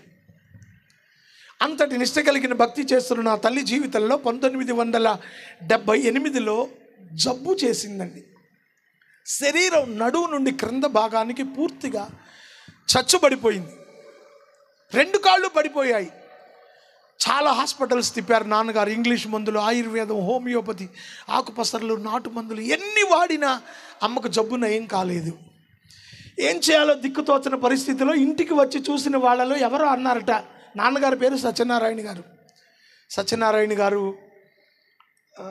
ఆండాళ్ళ అమ్మగారికి ఎవరన్నా చేతబడిగా చేశారేమో, లేకపోతే ఏదో మందుకు తగ్గాలి కదా, ఏ మందుకి తగ్గడం లేదంటే చేతబడి ఉంటుంది, ఓ భూత వైద్యుడికి చూపించకపోయారంటే నూజివీళ్ళు అప్పట్లో మంచి సీనియర్ భూత వైద్యుడు నృసింహాద్రి రంగయ్య గారిని ఉండేవాడు. ఆయన్ని తీసుకొస్తే ఆయన అన్నాడు, మీ ఆవిడికి చేతబడి జరిగింది, ఒక శక్తి నీ భార్యని వెంబడిస్తూ ఉంది, వచ్చే అమావాస్య కల్లా నీ భార్యని తీసుకుపోవాలి. లెక్క అయితే ఆ శక్తి లోపలికి రాకుండా ఇంటి చుట్టూ నేను మేకుబందు చేస్తాను, దానికి ఒక ప్రత్యేకమైన పూజ ఉంటుంది, చాలా డబ్బు ఖర్చు అవుద్ది, ఏమంటావు అన్నాడు. మరి చావు వస్తుందంటే ఎవరికైనా భయమే కదా. అప్పో సప్పో చేపిస్తే మీరు అడిగినంత ఇస్తాను అన్నారు నాన్నగారు.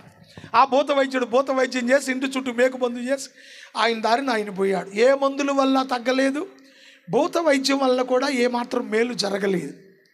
ఇక చేసేదేం లేక నాన్నగారు విసిగిపోయి చివరిగా విజయవాడ కనకదుర్గ దేవస్థానంలో అమ్మ పేరు మీద పూజ చేయించి ఆ పూజ కుంకుమ నిలువు బొట్టు, వైష్ణవులం కదా, నిలువు బొట్టు పెట్టి నేను చేయగలిగిందంతా చేశాను. ఇక ఆ దేవి మహాత్యం వలన నువ్వు బాగుపడితే బాగుపడినట్టు, లేకపోతే ఇక నేనేం చేయలేనని చేతులు ఎత్తేశారు.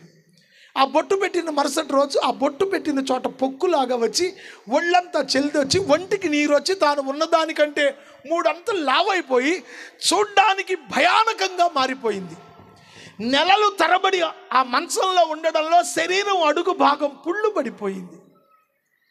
ఏం చేయాలో దిక్కుతోచ. ఆవిడ్ని చూస్తే చాలా వేదన కలుగుతుంది, ఆమె నరకయాతన అనుభవిస్తుంది. కానీ ఏం చేయలేం, చెయ్యగలిగిందంతా చేస్తున్నాం. మనుషులుగా అంతకు మించి మనం ఏం చేస్తాము.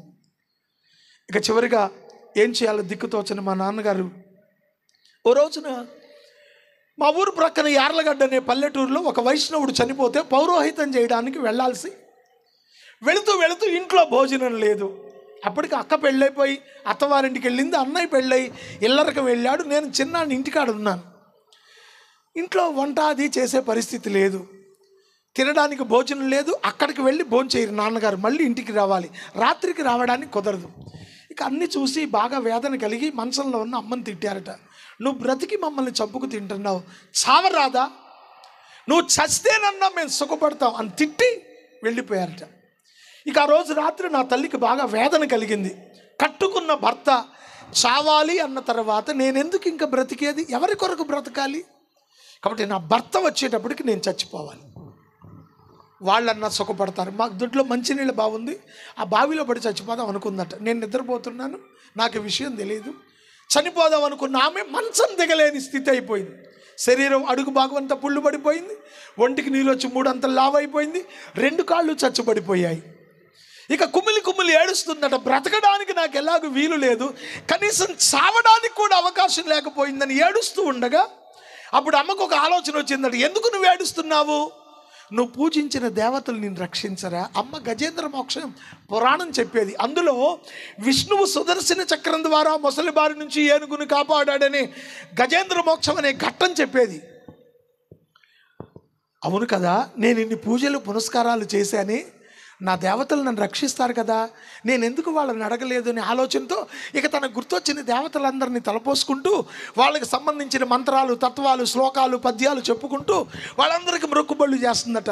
మీ దేవాలయానికి వస్తాను, పొర్లు దండాలు పెడతాను, ఘటాన్ని ఘటమిస్తాను, నిలువు దోపిడిస్తాను, ఏదేదో చెప్పుకుంటుంది బాధ కొద్ది. ఎన్ని చెప్పినా ఒక్క దేవత కూడా నా తల్లితో మాట్లాడను లేదు, నా తల్లిని బాగు చేయను లేదు. అలా విసిగిపోయి తెల్లవారుజాము 3 గంటల వరకు ప్రాధేయపడినా ఒక్కరూ మాట్లాడలేదనే బాధ కోపంగా మారి అందరినీ తిట్టుకోవడం ప్రారంభించిందట. మీరు దేవతలు కాదా? మీరు దెయ్యాలా? నేను పూజలు చేసి మీ గుళ్ళ చుట్టూ తిరిగినప్పుడు బాగానే ఉన్నారు, ఇప్పుడు నాతో మాట్లాడరా అని ఏడ్చి అందరిని తిట్టుకొని అనుకుందట. అసలు దేవుడు అనేవాడు ఉన్నాడా, లేక వ్యర్థంగా నేను భక్తి చేశానా? దేవుడు అనేవాడు ఉంటే ఈ రాత్రి నాతో మాట్లాడాలి, కాని పక్షాన్ని ఎవరికి చేయెత్తి దండం కూడా పెట్టను అంటే హిందూ సాంప్రదాయంలోనే అనుకున్నది అమ్మ. అనుకుని నిద్రపోయిందటండి. ఆ నిద్రలో అమ్మగారికి ఒక కల వచ్చిందట. ఆ కలలో తెల్లని వస్త్రాలు కలిగిన వాడై యేసు ప్రభు వారు నా తల్లి మంచం దగ్గరికి వచ్చి ఓ పేపరు పెన్ను అక్కడ పెట్టి, అమ్మా దేవుడు అనేవాడు ఉన్నాడా అన్నావు కదా, నేను దేవుణ్ణి, నువ్వు నమ్మితే కాగితం మీ సంతకం పెట్టు, నేను నిన్ను బాగు చేస్తాను అన్నాడట.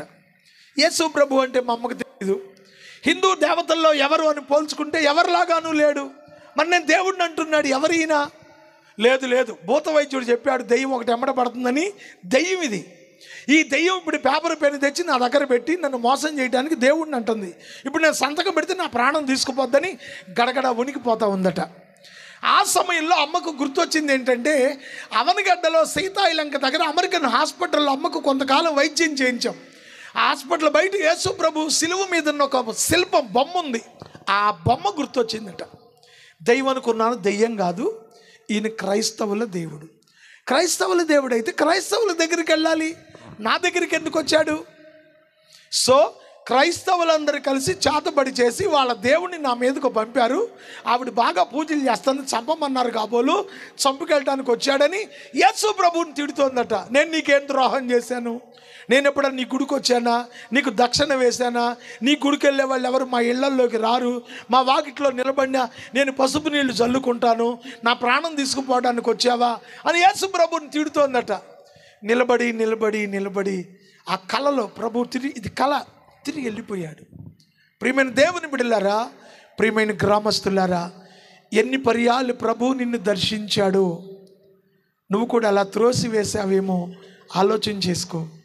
ఆయన సమీపముగా ఉండగా ఆయనను వేడుకుంటే మీ కుటుంబాలు కట్టబడతాయి, దీవించబడతాయి. ఎంతసేపు నిలువబెట్టి ఏడ్పిల్తురతని, ఎంతసేపు నిలువబెట్టి ఏడ్పిల్తురతని, దయతో పిలచుచున్నాడి ఇప్పుడు మిమ్ములను, దయతో పిలచుచున్నాడి ఇప్పుడు మిమ్ములను. హృదయమనెడు తలుపు నొద్ద యేసునాథుడు, హృదయమనెడు తలుపు నొద్ద యేసునాథుడు, నిలచి సదయుడగుచు తట్టుచుండే సకల విధములను, నిలచి సదయుడగుచు తట్టుచుండే సకల విధములను. పరుని బోలి నిలుచున్నాడు పరికిల్చి చూడా, నరుని బోలి నిలుచున్నాడు పరికించి చూడా అతడు పరుడు కాడు రక్షకుడు ప్రాణ స్నేహి పాఠకులు కూడా వాస్తవిలారా అతడు పరుడు కాడు రక్షకుడు ప్రాణ స్నేహితుడు హల్లెలూయా ఈ రాత్రి యేసు మా దేవుడు కాదు మా మతం కాదు మావాడు కాదు అనుకునేవారులారా ఆయన నీకు ఈ రాత్రి దేవుడై నీ హృదయపు వాకిటి నిలబడి తడుతున్నాడు ఆయన వైపు తేరి చూస్తే నిజ దేవుణ్ణి నువ్వు గుర్తించగలుగుతావు మరుసటి రోజు మా అమ్మని చూడడానికి ఆ కళలో ప్రభు తిరిగి వెళ్ళిపోయాడు కదా మరుసటి రోజు అమ్మని చూడడానికి మా ఇంటి వెనక అద్దెకుండే ఒక క్రైస్తవ టీచరు ఆవిడ పేరు ఆరిగ శశిరేఖ స్కూల్కి వెళ్ళి వచ్చేదాకా అండాళ్ళమ్మ గారు ఉంటుందో చచ్చిపోదో చూచెళ్దామని వచ్చిందట అండాళ్ళమ్మ గారు అనగానే కళ్ళు తెరిచి చూస్తే టీచరు క్రిస్టియన్ కదా ముఖాన బొట్లేదు రాత్రి కళ గుర్తొచ్చిందట ఏమిటే శశిరేఖ మీ దేవుడు నా కల్లో కనపడ్డాడు నమ్ముకో సంతకం పెట్టమని పేపర్ పెన్ తెచ్చాడు మాకు గొప్ప గొప్ప దేవతలు ఉన్నారు మీ దేవుడు మనుషుల చేతుల్లో చచ్చిపోయాడు మీ దేవుడు నన్ను బతికించడం ఏంటి అంటే టీచర్ నిర్గాంతపోయి 2 చేతులు ఎత్తి దండం పెట్టేసి అమ్మా నిజంగా మీరు ధన్యులు యేసు ప్రభువే మీ కల్లో కనపడ్డారు ప్రభువు నమ్ముకుంటే మిమ్మల్ని బాగు చేస్తాడమ్మా అని చెప్పి వెళ్ళిపోయిందట టీచర్ మరుసటి రోజు మళ్ళీ నాన్నగారు పౌరోహితం చేయడానికి వెళ్ళారు అమ్మ ఏడ్చి ఏడ్చి దేవతలందరినీ తలపోసుకొని ప్రాధేయపడి ప్రయోజనం లేక విసిగిపోయి అందరినీ తిట్టుకొని చివరికి ఆవిడకట ఓ పద్యం గుర్తొచ్చిందట అక్కరకు రాని చుట్టము మ్రొక్కిన వరమీని వెల్పు మోహరమును తానెక్కిన బారని గుర్రము గ్రక్కున విడి వంగవలయు గదరా సుమతిన సుమతి శతకంలో పద్యం గుర్తొచ్చిందట ఆపదలో ఆదుకొని ఆ దేవుడు మనకెందుకు అని దాని అర్థం అవసరానికి ఉపయోగపడిన చుట్టం ముచ్చట తీర్చని గుర్రం ఇవన్నీ వదిలేయమని అందులో దాని తాత్పర్యం అది అప్పుడు అనుకుందట యేసు ప్రభువా నువ్వు దేవుడివో కాదో నాకు తెలియదు ఏ రోజు నేను నీ గుడికి రాలేదు నీ గుడికి వెళ్ళేవాళ్ళు మా ఇళ్లల్లో కూడా రారు నా దేవతలు ఎవరు నాతో మాట్లాడలేదు నువ్వు వచ్చి నాతో మాట్లాడావు నిజంగా నువ్వు దేవుడు అయితే ఈ రాత్రి మరణ పడక మీద 6 నెలలుగా మరణంతో పోరాడుతూ పడి ఉన్న నేను ఈ రాత్రి లేచి నడవాలి అది జరిగితే నా బ్రతికినంత కాలం నువ్వు దేవుడు అని నమ్ముతా ఎక్కడికి వెళ్ళైనా సాక్ష్యం చెప్తా అనుకుందటండి వెంటనే ఆకాశం నుండి గొప్ప వెలుగు నా తల్లి మీదకి రాగా ప్రభు నా తల్లిని స్వస్థపరచగా ఆ రాత్రి లేచి నడవడం మొదలుపెట్టింది మరణ పడక మీద నుంచి బ్రతికించిన యేసయ్య ఆ రాత్రి బ్రతికించిన తరువాత 30 ఏళ్ళు పైబడి బ్రతికింది మా ఊరు శివాలయం వెనక వీధిలో మా ఇల్లు పడగొట్టి చర్చి కట్టి మా అమ్మగారు మా నాన్నగారు మా ఊరిలో సేవ చేశారండి స్తోత్రం చెప్పండి ఆయన వైపు తేరి చూడు ఆయన యొక్క దైవత్వము ఆయనలో ఉన్న జీవం నీకు తెలుస్తుంది ఇంకా ఒక ప్రత్యక్షతే చెప్పాను 6 ఉన్నాయి రెండో దాంట్లో కొంచెం చిన్న పాటు చెప్పాను ఇంకెప్పుడైనా సమయం ఉంటే మిగతా ప్రత్యక్షతలు చెక్కబడిన విధానం ఉంది అవన్నీ నేర్చుకున్నాం ఈ రాత్రికి ప్రభు తన వినికిడిలో మనలను దీవించును గాక తల వంచి కళ్ళు మూసుకోండి చిన్న ప్రార్థన చేస్తాను ఎక్కడి వారు అక్కడే ఉన్న పళంగా కళ్ళు మూసుకొని చిన్న ప్రార్థన చేస్తాను ఈ రాత్రి మీరు విన్న దేవుని మాటలు యేసు క్రీస్తు జీవాధిపతి అయిన దేవుడు ఆ జీవాధిపతి అయిన యేసు వైపు తేరి చూడగలిగితే ఆయన వైపు నీ జీవితాన్ని త్రిప్పుకోగలిగితే హృదయపూర్వకంగా యేసును నమ్మగలిగితే నీ అంతరంగంలో యేసయ్యకి రాత్రి చోటివ్వగలిగితే ఆయనలో ఉన్న ఆ అద్భుతమైన ప్రత్యక్షతలు నీ కుటుంబాన్ని దీవిస్తాయి నీ బ్రతుకును ఆశీర్వదిస్తాయి ఎవరికి వారు ప్రార్థన చేసుకోండి ఎవరికి వారు ప్రార్థన చేసుకోండి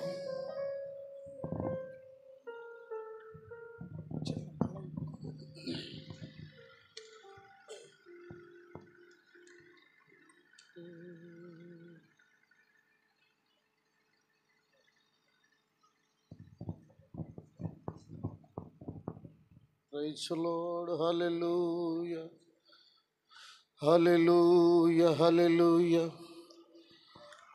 కడిగివేయును నీ పాపమును శుద్ధి చేయును నీ దోషమును యేసు కడిగి వేయును నీ పాపమును, శుద్ధి చేయును నీ దోషమును.